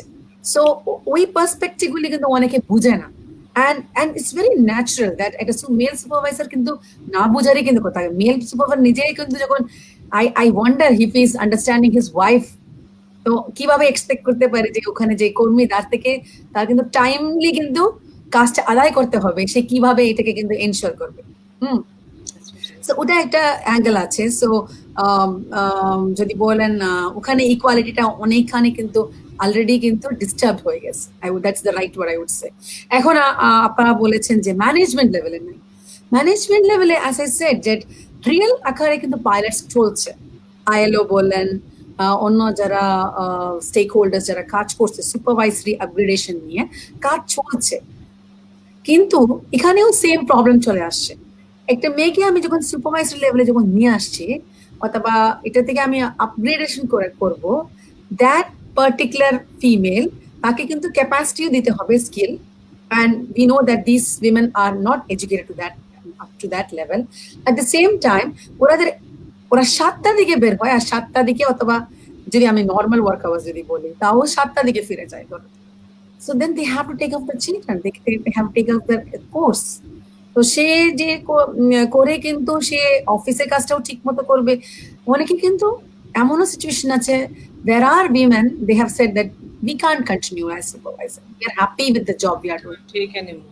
So এই যে অনেক ডাইনামিক্স আছে, যদি চেঞ্জ Yes, যখন ma'am. করতে চাই, and it is very much true of the society, any change has a lot of dynamics, আর ওটাকে আমরা হোলিস্টিক ভাবে দেখছি না। যদি আমার ফ্যামিলিতে কি এনশিওর করব, আমার হাজবেন্ডের কমিউনিটিতে কি চেঞ্জ করে নিয়ে আসতে হবে, ওটা না করে গার্মেন্টকে আমরা যদি নিউক্লিয়াস বানাই, যদি চিন্তা ভাবনা করে দিই, চিন্তা ভাবনা করা শুরু করে দিই, then that is not never leading to an end. আমরা Thank ওখানেই you. কিন্তু একটা মানে একটা পুল মতো ঘুরতে থাকবো, and we will never come to an end. Thank you. Thank you, Farapa. The important part is, আপনি যখন এটা বলছেন, when you are talking about this, it reminds me when I was engaged with one of your training session with your supervisor and doctors long back, and then that was a gender-related training, and in that training, ultimately when it was a feedback session, that time one or two supervisor, they just stood up and then they said, তারা বললো যে I just want to share this so that other part of our audience, from different part of the world, they can understand it. So the supervisor stood up and said, "Ma'am, I had a different understanding from this training. Now I could feel my wife. So from this training afterwards, when I go back home, I will just look to the things differently. That's the only thing is my feedback from the training." So the mindset is so important, no? So that is one thing that's whoever the man might have a woman psyche, because when you say woman, it is a wonderful something. A man's wonderful version is woman, basically. I must say that it is a wonderful version of man is woman. But it shouldn't be that you put sadness to the man, or the man puts sadness to you. That should be the meaning of woman. So woman should remain as a wonderful version of woman. Man, so in that point of view, আমি ফারাপার কাছ থেকে আমি একটু চলে যেতে চাই, frankly speaking, Sajeda আপার কাছে। সাজেদা আপা, প্রথমত হলিস্টিক দেখার একটা ব্যাপার আছে। উনি গার্মেন্টসের কথা বলে, মেয়েরা ঠিক আছে, মেয়েরা শিক্ষিত হলো, গার্মেন্টসে আসলো, ও তো অমন ধরনের শিক্ষিত যেটা সে গার্মেন্টসে একটা চাকরি করে স্ট্রাগল করছে। ওকে যদি আপনি ম্যানেজার বানাতে চান, you need more educated women, but educated ওমেনরা sometimes they don't feel interested to get in the garments sector. আবার যদি পুশ আপ করে ওকে প্রমোশন দিতে চান, you need some kind of effort. ওই মেয়েগুলো সমাজে এখনো তৈরি হচ্ছে না, রেডি হচ্ছে না, ওদেরকে সাপোর্ট দেওয়া হচ্ছে না, এক্সট্রা ট্রেনিং দেওয়া হচ্ছে না।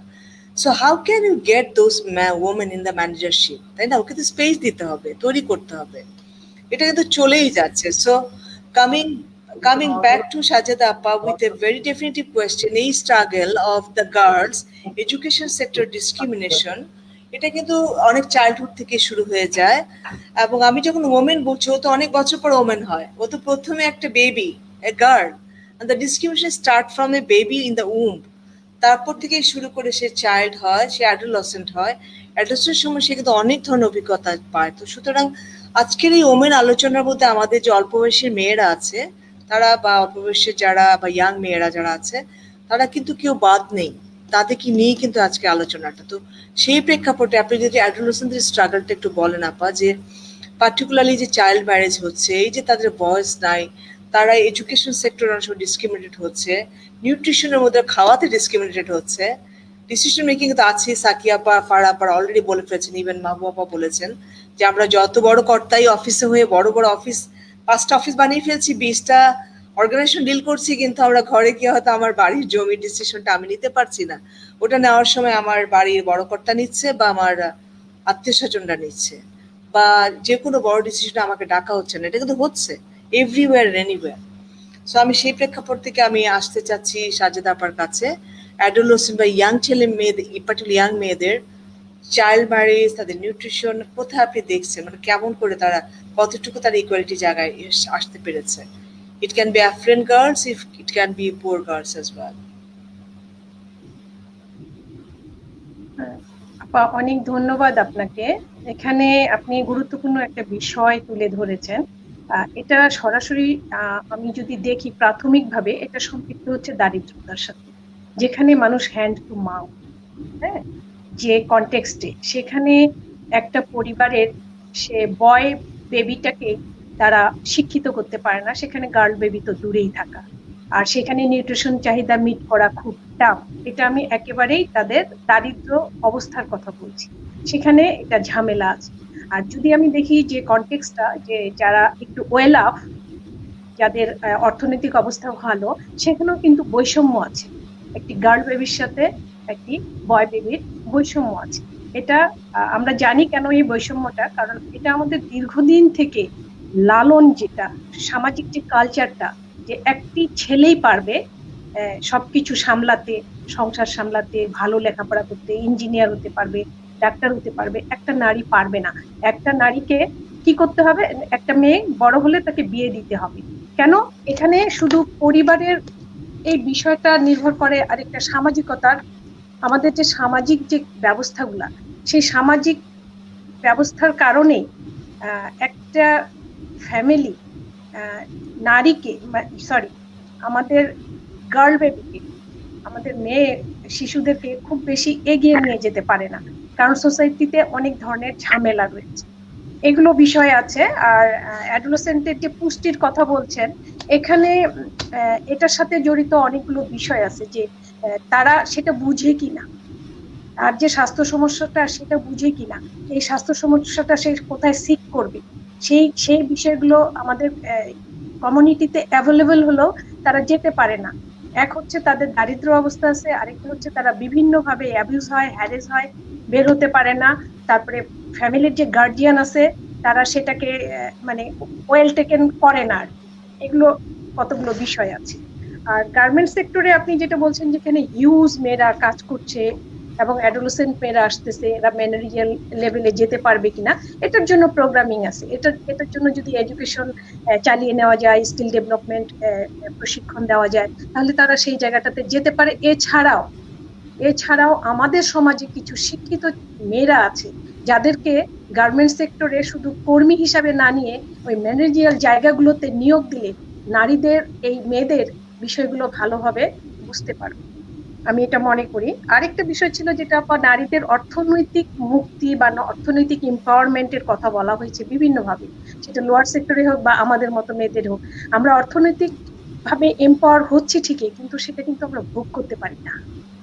এখানে একটা ডিসক্রিমিনেশন রয়ে গেছে আছে, এখান থেকে উত্তরণ আমরা হতে পারছি না। কারণ হলো আসলে আমার মতোই বলেন বা আমরা নারীরাই আমাদের রাইটসটা বুঝি না। এটা বুঝার জন্য যে সাপোর্টটা দরকার, সেই সাপোর্টটা নারীরা আসলে ওইভাবে পায় না। তারা যদি ভয়েস রেজ করতে চায়, তারা হয়ে যায় খারাপ নারী, খারাপ ওমেন, খারাপ গার্ল। আরেকটা আসছে যে নারীদের যোগ্য হতে হবে, নারীদের যোগ্যতা আছে। এই যোগ্যতাটা প্রমাণের জন্য যত বেশি সে স্ট্রাগল করুক না কেন, এখানে পাশাপাশি দরকার তার সাপোর্টের প্রয়োজন। সেই যোগ্যতাটা প্রুভ করতে গেলেও সেখানে একটা সাপোর্ট দরকার। কার সাপোর্ট? আপনি একটা পজিশনে কাজ করছেন, সেখানে একজন বস হচ্ছে পুরুষ, সেই জায়গা থেকে যদি সাপোর্টটা না থাকে, একজন নারী কলিগ, একজন পুরুষ কলিগ পাশাপাশি কাজ করছে, নারীটা বেশি ভালো কাজ করছে, কিন্তু নারীকে স্বীকৃতি দেওয়া হচ্ছে না। এই ডিসক্রিমিনেশন গুলো, এই সমস্যাগুলো আমাদের মধ্যে রয়ে গেছে। আর গার্মেন্টস এর ক্ষেত্রে আপা খুব ভালো, ফারা আপা খুব ভালো একটা বিষয় তুলে ধরেছেন, যে আসলে গার্মেন্টস এর নারীর সংখ্যা বাড়ছে কমছে যাই হোক, কিন্তু এখানে যেটা আমি বলবো যে তারা কিন্তু স্টিল লো পেমেন্টের, এবং আমি মনে করি, আমি একটু ক্রিটিক্যালি দেখি যে ওরা হ্যান্ড টু মাউথ। এবং আমি মনে করি যে গার্মেন্টস ওনার যারা, তারাই ইকোনমিক এম্পাওয়ারমেন্ট এরা করার নামে আসলে ইকোনমিক সুবিধাটা বেশি ভোগ করছে। এই জায়গাটা আমাদের একটু ভাবতে হবে, তাদেরকে এক্সপ্লয়েট করছে। আমি ক্রিটিক্যালি ভাবছি এই জিনিসটা। আর আরেকটা রয়েছে যে ওমেন লেবার যেই সেক্টরেই হোক, সেখানে আমি যদি বলি যে আমি সিটি গভর্নেন্স প্রজেক্টে কাজ করতে গিয়ে প্র্যাকটিক্যালি ফার্স্ট সিটি কর্পোরেশনে যেটা দেখলাম, ইনফ্রাস্ট্রাকচার ডেভেলপমেন্ট কাজে যে জায়গাটাতে নারী কাজ করতে পারবে সেই জায়গাটাতে তাকে কাজের সুযোগটা দেওয়াই হয় না। আর যদিও বা দেওয়া হয়, সেখানে মজুরি বৈষম্য স্থির হয়ে গেছে। তো এখন আপা যেখানে হেলথ অ্যান্ড নিউট্রিশন যেখানে তারা বেঁচে আছে জীবন জীবিকার, মানে তার দৈনিক যে খাদ্য চাহিদাটা মেটাতে হবে, তার মধ্যে পুষ্টিটা একটা ইম্পর্টেন্ট, এটা তারা বুঝে না। তো সেই জায়গাগুলো খুবই অবহেলিত আমাদের সমাজে, আমাদের জায়গা থেকে। থ্যাংক ইউ আপা। Thank you so much. Sajida আপা যেভাবে বললেন, আমি নিজেই চিন্তা করছিলাম ভিতরে যে so the whole scenario is we are missing আমাদের মাহবুবা আপা। we maybe lost the connectivity and behind the screen যারা কাজ করছেন একটু প্লিজ কানেক্টিভিটিটা ম্যানেজ করে মাহবুবাকে ব্যাক করে দেন স্ক্রিনের মধ্যে। Thank you very much. So স্ট্রাগলের কথা বলতে গিয়ে আমি শুধু চিন্তা করছিলাম আজকে যে পুরুষ শাসিত সমাজের এত রকম চিত্র, এত বৈষম্যের মধ্যে যে নারী আছে, সে নারী তো আসলে বেসিক্যালি সব পুরুষেরই কোনো না কোনো বোন ছিল, মা ছিল, প্রত্যেকে কিন্তু সেটাই। সো তারপরেও আমরা স্ট্রাগল অতীতেও করে যাচ্ছে, এখনো করছে। তাহলে রিয়েলাইজেশনটা কোথায়? যখন we are talking about this pathway journey, বলছি আমরা ভালো করছি, চাকরিতে আসছি, আচ্ছা প্রথমে ছিল গরিব ছিলাম, অর্থনৈতিক মুক্তি দরকার, সরকার আমাকে হেল্প করলো, আমার অর্থনৈতিক মুক্তি হলো। এডুকেশন দরকার, এনজিও সেক্টরে আসলো, আমার এডুকেশন হলো, সরকার আমাকে এক্সট্রা মাইলেজ হেল্প করলো, যার ফলে আমার এডুকেশন হচ্ছে।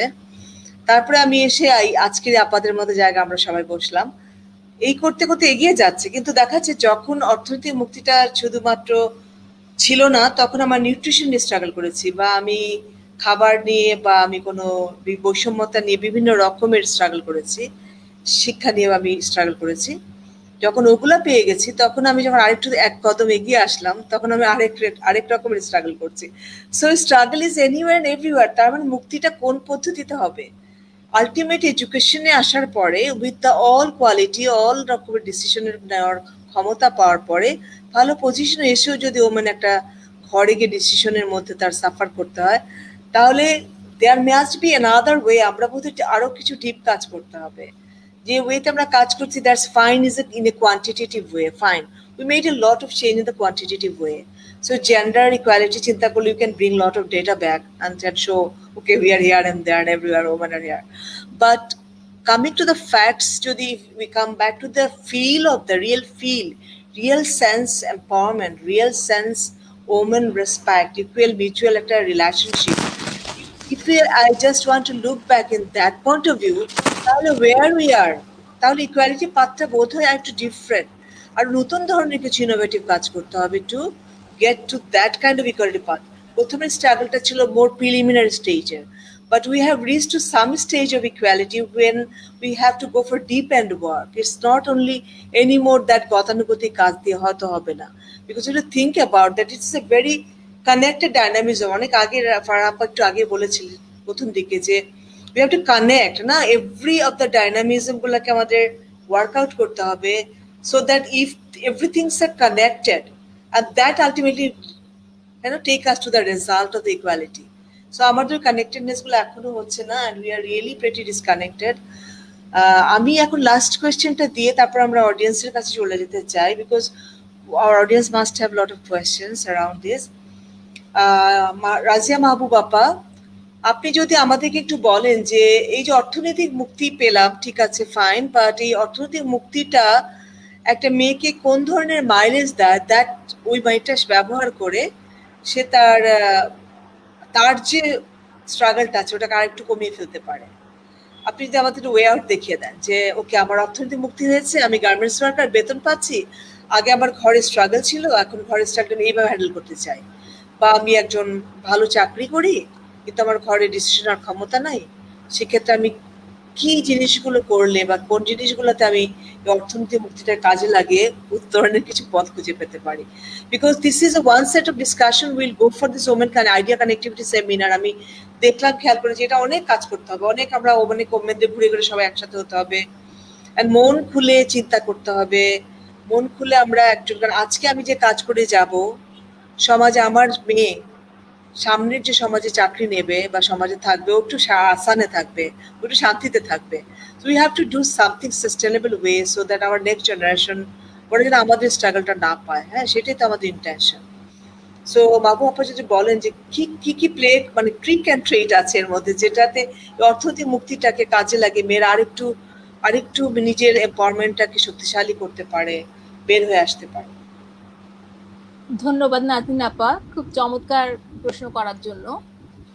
তো আমি বলতে চাই যে যেহেতু আমরা যে এম্পাওয়ারমেন্ট দেখছি সেটা আসলে বাহ্যিক, যেটা রিয়েল এম্পাওয়ারমেন্ট সেটা আমরা দেখছি না।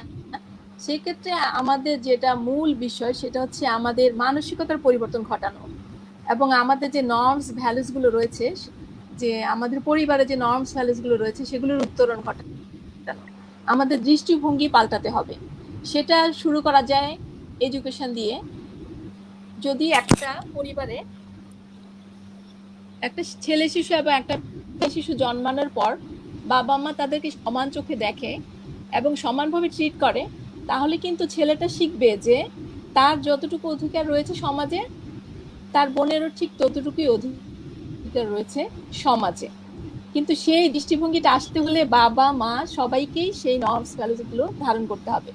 সেটা এত সহজ ব্যাপার নয়, সেটা অনেক কঠিন একটা বিষয়, এবং সেই বিষয়টা যেতে হলে আমাদেরকে পরিবারগুলোকেই অনেক বেশি এগিয়ে নিয়ে যেতে হবে।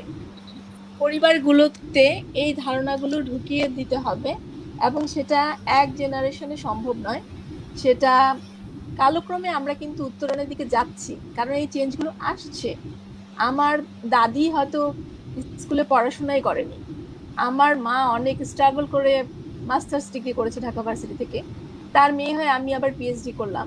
এই যে উত্তরণটা ঘটছে এটা কিন্তু পজিটিভ উত্তরণ, আমাদের হতাশার কোনো কারণ নেই। উই শ্যাল ওভারকাম সামডে, বিশ্বাস করতেই হবে আমাদেরকে, এবং আমরা কিন্তু আস্তে আস্তে এগিয়ে যাচ্ছি ইনশাআল্লাহ। Thank you আপু, with your positive tone I really want to জি আপা বলেন please, any important thing to share? আমি আরেকটু যোগ করতে চাচ্ছি, সেটা হচ্ছে যদি আপনি অনুমতি দেন, সেটা হচ্ছে যে আমরা যতটুকু এগিয়ে গিয়েছি কিন্তু বর্তমানে আমরা যে একটি মহামারী পরিস্থিতিতে পড়েছি, যেটা নাকি আমরা কেউই আমাদের জীবদ্দশায় দেখিনি এরকম পরিস্থিতি, সেই পরিস্থিতির কারণে কিন্তু আমরা অনেকখানি আবারই পিছিয়ে যাচ্ছি। যদিও যাটা নিয়ে আজকে কথা বলার দিন না, তারপর জাস্ট একটু শেয়ারিং এর জন্য বলছি। জাতিসংঘ উন্নয়ন কর্মসূচি ইউএনডিপি এবং নারী বিষয়ক সংস্থা ইউএন উইমেনের নতুন উপাত্ত বলছে যে করোনা ভাইরাস বা কোভিড-19 মহামারীর কারণে চরম দারিদ্র্য বাড়বে, নারী দরিদ্র হবেন বেশি, কাজের সুযোগ, আয়, স্বাস্থ্য, অবৈতনিক শ্রম এবং সহিংসতা সব দিক দিয়ে নারীর অবস্থান আরো নাজুক ও অসম হবে, সমতা যেটুকু অর্জিত হয়েছে তা ঝুঁকিতে পড়বে। উপাত্তগুলো দিয়ে ইউএন উইমেন 2রা সেপ্টেম্বর একটি গবেষণা প্রতিবেদন প্রকাশ করেছে। এর শিরোনাম from insights to action, gender equality in the wake of COVID. অন্তর্দৃষ্টির ভিত্তিতে বিশ্বের সরকারগুলো যেন প্রয়োজনীয় ব্যবস্থা নেয়, সেটাই হচ্ছে এটার লক্ষ্য। ধন্যবাদ আপু। থ্যাংক ইউ আপু। সো আপু আমাদেরকে পজিটিভ টোন দিয়ে বলেছেন অনেক কিছু ঘটছে, দ্যাটস রিয়েলি অ্যাপ্রিসিয়েটেড। আমাদের বলেছেন অনেকগুলো জেনারেশন লাগবে, রিয়েল সেন্সে যদি আমরা চেঞ্জ মেক করতে চাই। অ্যাট দ্য সেম টাইম কোভিডের এই করোনার সময় যে জায়গাটা আপা ভালো হয়েছে, আপনি করোনার বিষয়টা নিয়ে এসছেন, যে আমরা যখন একটু এগিয়ে যাচ্ছি আবার কদম পিছিয়ে গেলাম। সো এটাকে কিন্তু সাথে নিয়ে আবার আমাদেরকে তার মানে স্ট্রাগলটা আরো বেড়ে গেল। আমরা এই করোনা নিয়ে অ্যান্ড ওমেন স্ট্রাগল নিয়ে we have next beats of seminar আছে, will be inviting all you to join that seminar. আমাদের দুটো প্যানেলিস্ট আছেন, MS জ্যোতি, উনি আছেন ইন্ডিয়া থেকে, উনি she will be joining as one of the panelist, একজন মাইন্ড কোচ ইন্ডিয়া থেকে আসবেন, আমরা আরেকজন ওমেনকে আনতে চেষ্টা করব। So we can discuss little bit about the mental health, women aspect, how we are little behind with this. সেই জিনিসগুলো আমরা একটা আলোচনা করতে চাই। And will keep on this a series of things. আমি বললাম যে এটা অনেক গভীর একটা ব্যাপার, কাজ করতে হবে। So coming to the fact with a positive tone, আপা আপনার কাছে পজিটিভ টোনটা নিয়ে শেষ করি, এখানে অডিয়েন্সের কাছে চলে যেতে চাই, তারপর অডিয়েন্সরা আপনাদেরকে প্রশ্ন করবে। So we have the great audience. Saki আপা, you want to say something? Please. আপনি যদি একটু অনুমতি দেন নাজনীন, প্লিজ। যে ওয়ে আউট গুলি আমরা চিন্তা করলাম, এই জায়গাটায় আমার মনে হয় একটা জিনিস আমরা ভুলে যাচ্ছি। আমাদের যে মেল কাউন্টার পার্ট, তাদেরকে তাদের মাইন্ডসেটটা চেঞ্জ করার জন্য আমার মনে হয় শুধু নারীরা একসাথে হয়ে মানে স্ট্রাগল করবে না, কিন্তু কিন্তু এবং পুরুষদের উপরেও আমাদেরকে কাজ করতে হবে, যাতে তারা আমার মনে হয় আমরা একটা খুব বিশাল একটা গ্যাপ চলে আসছে, যে আমরা ছেলেদেরকে ইনভলভ করছি না। আমরা এটাকে উইমেন ইকুয়ালিটি বলে শুধু উইমেন ইস্যুগুলি আমরা চিন্তা করতেছি, কিন্তু আমার পুরুষগুলিকে তো পরিবর্তন করতে হবে। সেগুলোর জন্য আমাদেরকে কিছু ইনোভেটিভ স্ট্র্যাটেজি আমাদেরকে চিন্তা করতে হবে, at the household level, at the community level, at the institutional level, at the national level. পুরুষদেরকেও ইনভলভ করে তাদেরকে আমার জেন্ডার সেন্সিটিভ, এবং কারণ এই অংশটা বাদ দিলে আমরা মেয়েরা কখনো ইকুয়ালিটি আমরা অর্জন করতে পারবো না, পুরুষদের পরিবর্তন করতে হবে। Thank you, Appa. And thank you, Appu. You echo my mind. As I said, a woman should be the wonderful version of man is woman. So basically, man ke chhada na to. So we woman শব্দটার মধ্যে কিন্তু man and woman গেথে আছে. They are together, but we never feel in that way. So দৃষ্টিভঙ্গির পরিবর্তনটা কঠিন কাজ. When I started this Value Vanguard, and Value Vanguard, I had this so much of struggle এবং continuous করছি আমি, to make people understand what value, আপনি value নিয়ে কি করছেন, value কি। But you know, the thing is like, from this platform, the way we can think about the mindset, এই যে একটা গভীর মনের মধ্যে নাড়া দিয়ে একটা ট্রেনিং করা, যেটাতে people will start thinking differently, like the way the supervisor said that I will look my family differently. ওই ধরনের মনের জগতে নাড়া দিয়ে চেঞ্জ আনতে হবে। Our education should be deep end education. It can be for gender, it can be for value, it can be for anything, because institutional education cannot touch in quantitative way. When you go, you cannot go in deep end. It's not possible. We can't expect this from the institution. They are doing enough, but we can be a super feeler to go to the deep end of education. আমরা এগুলো করতে পারি, কিন্তু এই value, mindset change and all. So আপা আমাদের সাথে থাকতে হবে, ভালো মানুষের সাথে থাকবেন, will keep on doing this. Coming to the fact of, আমি একটু যদি যেতে চাই, some of the audience over here, and I know that Jyoti from India, you have any question? Dr. Deepak from India, and any of our participants from USA. I know some of the participants from USA is there, some from Bangladesh, many from Bangladesh I expect supposed to be here. বাংলাদেশে যারা আছেন আমাদের মেয়েরা, মারা, এমনকি ছেলেরাও, যারা অনেক সংবেদনশীল ছেলে, যারা ঘরে মাকে সাহায্য করেন, বউকে সাহায্য করেন, বোনকে সাহায্য করেন, অফিসে গিয়ে কলিগকে সাহায্য করেন, ডিসিশন মেকে জমির ডিসিশনটা নেওয়ার সময় বউকে সাথে ডেকে নিয়ে আসেন, মাকে ডেকে নিয়ে সবাইকে একসাথে করে সমঝোতার সাথে কাজ করেন, এবং যে কোনো বড় ডিসিশনে মেয়েদেরকে সম্মান করেন। সেই ধরনের ছেলেদেরকে আমরা চাচ্ছি আপনারা আপনাদের প্রশ্নগুলো তুলে ধরতে পারেন।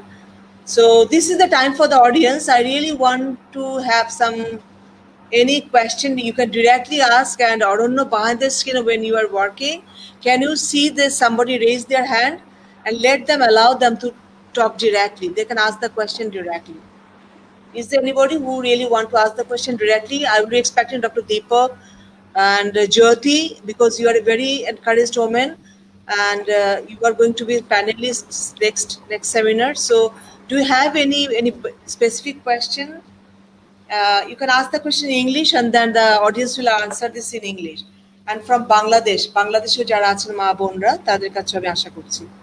ধন্যবাদ। Anybody raise the question?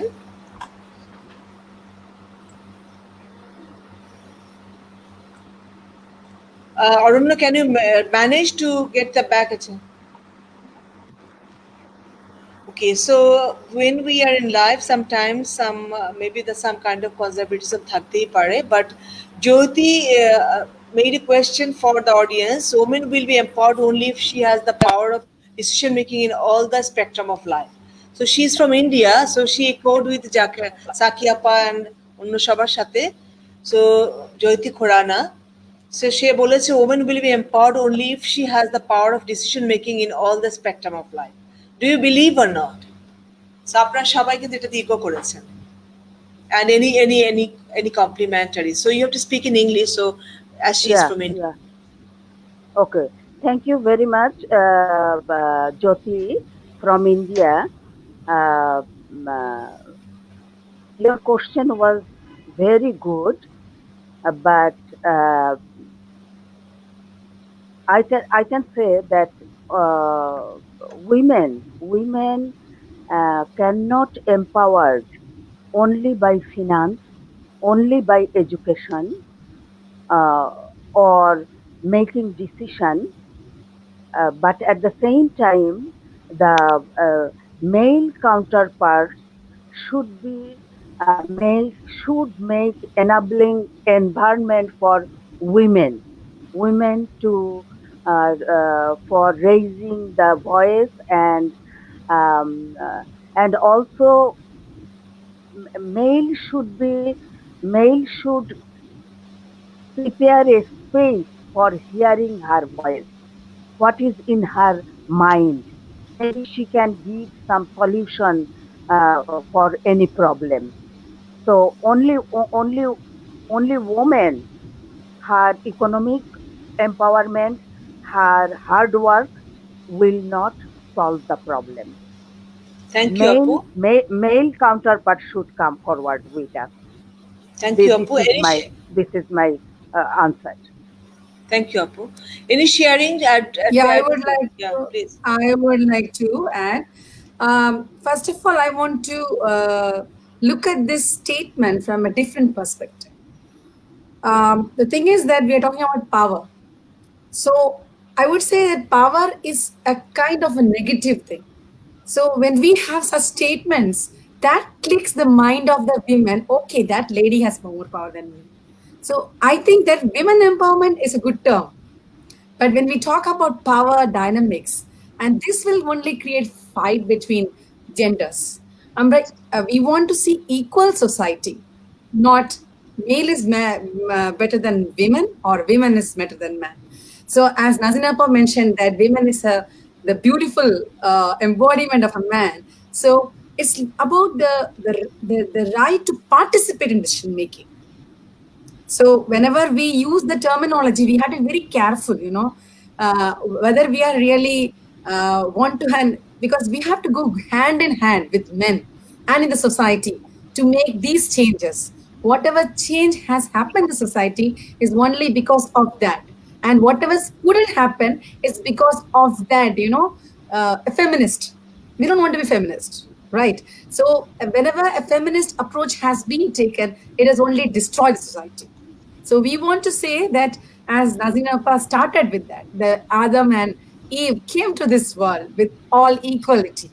And we want to establish that. The journey might be difficult. The journey might be not so easy, but this type of thing has to come. I just want to add a couple of points also that Saki Appa was telling about male engagement. And that is the right thing. The men has to be engaged. And Nazina Appa's experience in the training that you have seen that the male supervisor, when he came to know about the what is actually needed and what is the special thing about his wife, his attitude changed. So, and I think, it's not, I think I have seen a lot of development programs already started engaging men. But in our journey, the challenge right now we have is that we have declared our country as it's going to be a middle income country. And some of the donors are already pulling off. So what will happen to the development work? Because NGOs, they are not fully standing on their own legs to support or carry forward this initiative. So we have a new challenge altogether in the coming years. And I know that there are lots of foundations, donors supporting this country, but if big donors change their strategy, then what will happen? The Women Empowerment Indicator Upliftment requires a lot of support, Yeah. a lot of programs in this country, which this government needs, I would say, all the stakeholders we need. And that's a new challenge we are talking about.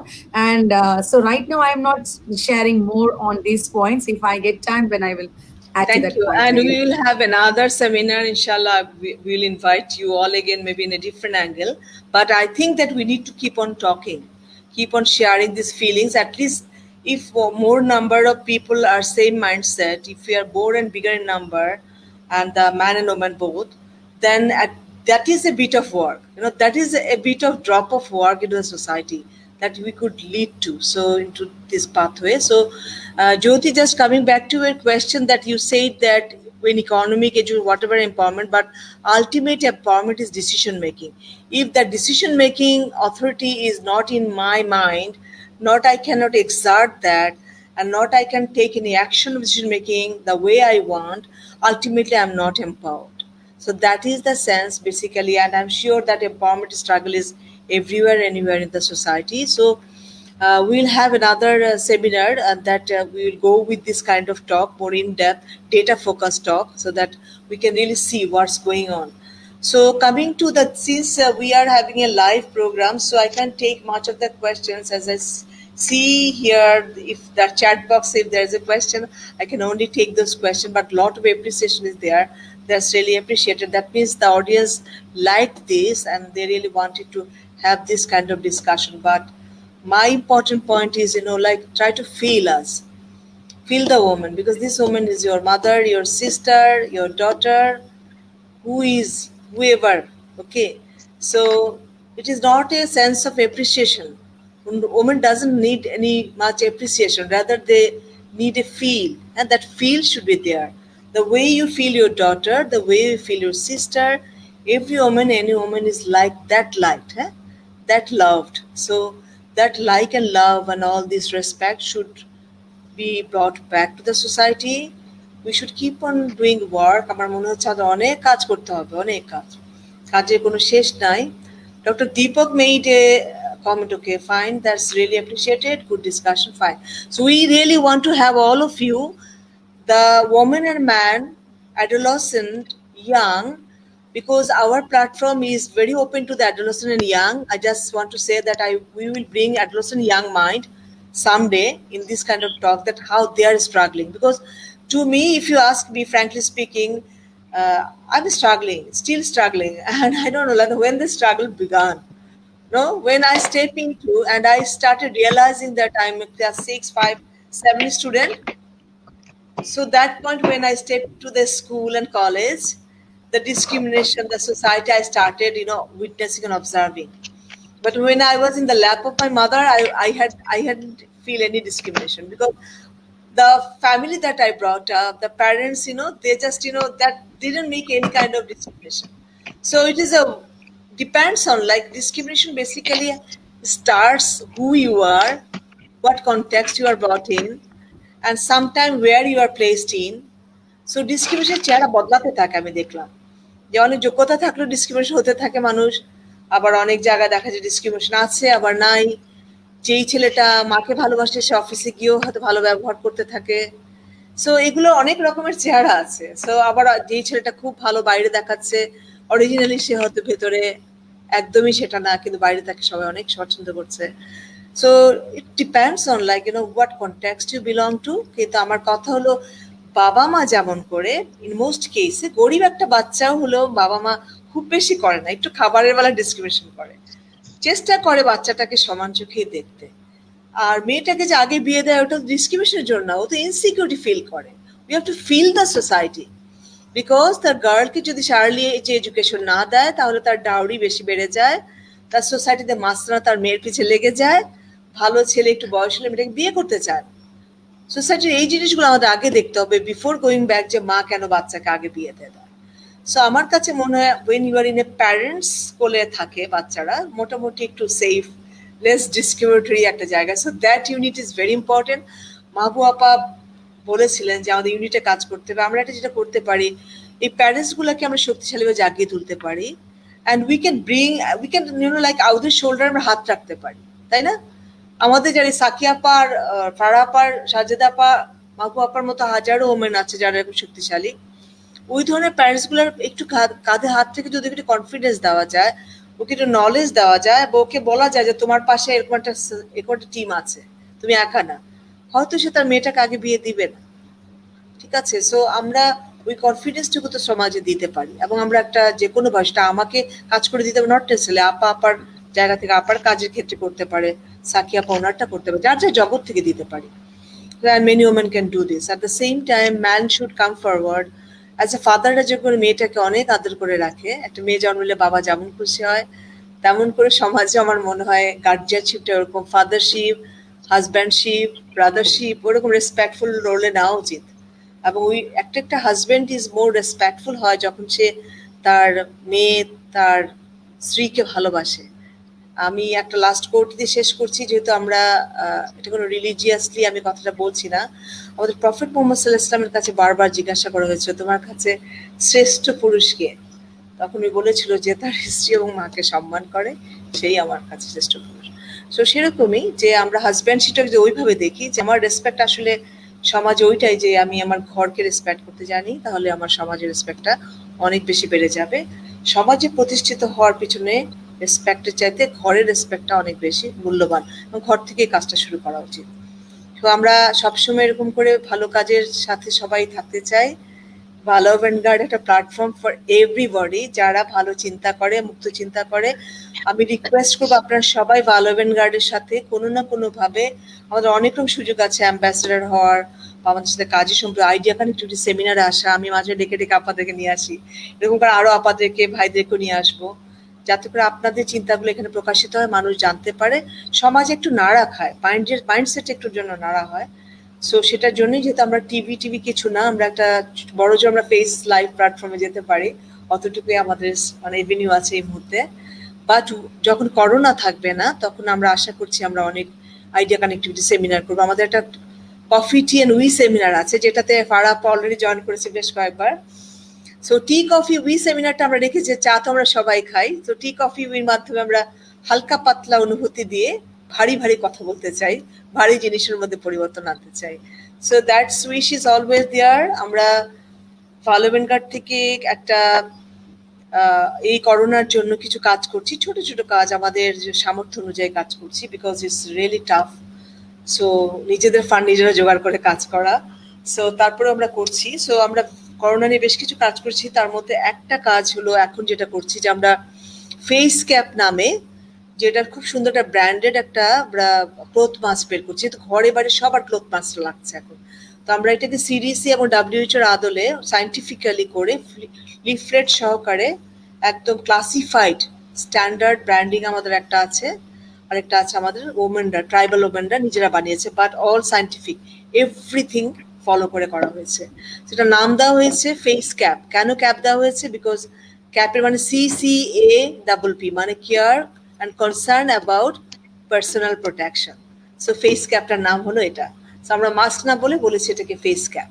So আমরা we feel that পিপলকে care করতে হবে এবং concern থাকতে হবে, এবং এটা scientifically করা হয়েছে। যেই মাস্কটা কিনবে সে তার সাথে সে পাবে লিফলেটটা, বিকজ লিফলেটটা খুব সায়েন্টিফিক্যালি তৈরি করা, যেহেতু আমরা টেকনিক্যাল একটা অর্গানাইজেশন থেকে এটা বানিয়েছি। So we really want to make it more technically sound. So শেষ করা হলো, আমরা ঠিক 9:30-তে আছি, একদম এক্স্যাক্টলি ইন টাইম। আমি প্রথমত সবচেয়ে বেশি আন্তরিকতার সাথে I really want two thank my panelist. আপনারা যে এত সুন্দর করে কথার মালা গাঁথলেন, এবং আমি ফিলও করতে পারলাম না, আমি ভাবছি কিভাবে মডারেট করব। আপনারা যে কথাগুলোকে মালার মতো করে মিলালেন, and I really want that beats to be continuing. আপা এই বিটসটা যেন ব্যান্ডে তৈরি হয়, আওয়াজ দেওয়া, and then ব্যান্ড থেকে যেন চেঞ্জে তৈরি হয়, then change making. So that's what is our expectation to every one of you. মাঝে মাঝে এরকম ডাকবো, একসাথেও ডাকতে পারি, আবার অন্য জায়গায় একজন একজন করে অন্যের সাথে মিলিয়ে ডাকতে পারি। So B with us, and আওয়াজ তুলতে হবে, ওকে? চেঞ্জ, আওয়াজ, বিটস থেকে যেন ব্যান্ডস তৈরি হয়। সো আওয়াজ তুলতে হবে পরিবর্তনের। Let you go in that spirit, and I really thank you so much 5 of the আপা, একজন আপাকে আমরা মিস করছি, তাকে সাথে আমি ধন্যবাদ দিচ্ছি। যারা এখানে আসলেন, সময় দিলেন আপারা, আপনাদের অভিজ্ঞতাগুলো আমরা জানতে পারলাম। আমি নিজেও অনেক কিছু আসলে জেনেছি এবং কানেক্ট করলে আমার বিশ্বাস যারা অডিয়েন্স আছে তারাও উপকৃত হয়েছে।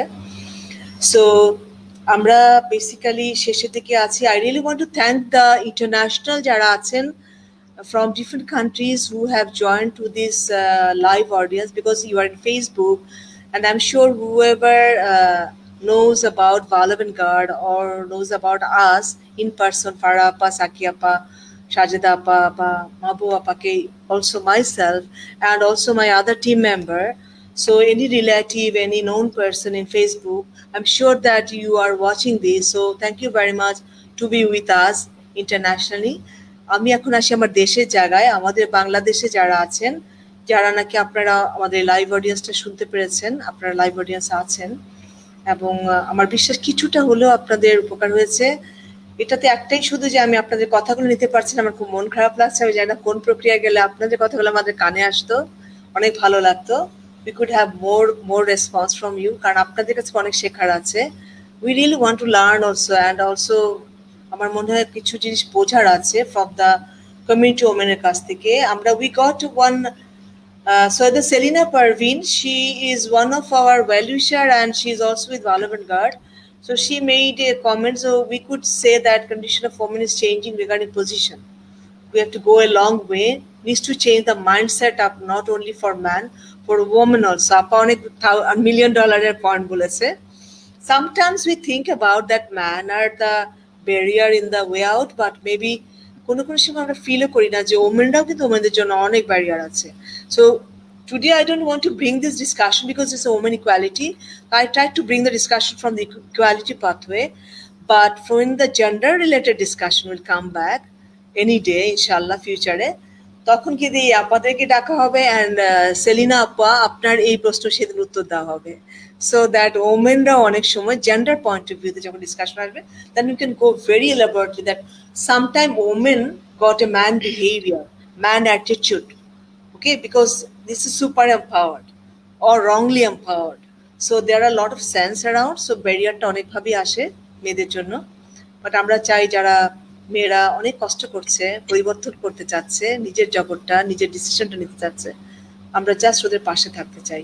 সে যেই হোক, সে গ্রামের জোনাকি জলা গ্রামের রহিমার পাশে আমি থাকতে চাই, আমার আপারা থাকতে চায়। অ্যাট দ্য সেম টাইম আমেরিকার যে মহিলারা এখনো স্ট্রাগল করছে বা ইউকেতে বা অন্য কান্ট্রিতে, আমরা তাদের পাশে থাকতে চাই। We all women should be a bits together to make a bands together. So thank you very much, সবাইকে অসংখ্য ধন্যবাদ। শুভ সন্ধ্যা। ভালো গানের পক্ষ থেকে সবাইকে আবারও দাওয়াত রইল। ইনশাআল্লাহ will meet again in any other topic in this platform. Thank you so much. Thanks to all my audience. Thank you. Thank you. Thank you Thank for you. your presentation. Thank you. It was our pleasure. Thank you and thanks to Thank my you. Audience. আমাদের যারা audience আছে, সম্মানিত মারা বোনরা যারা দেখছেন, তাদেরকে আমার পক্ষ থেকে আন্তরিক ধন্যবাদ এবং অসংখ্য সম্মান যে আপনারা আছেন পাশে, সেটা আমাদের জন্য ভালো feel. Thank you so much. খোদা হাফেজ সবাইকে। Bye খোদা bye. হাফেজ আপা। Bye. আল্লাহ হাফেজ। Hafiz. বাই। আল্লাহ হাফেজ।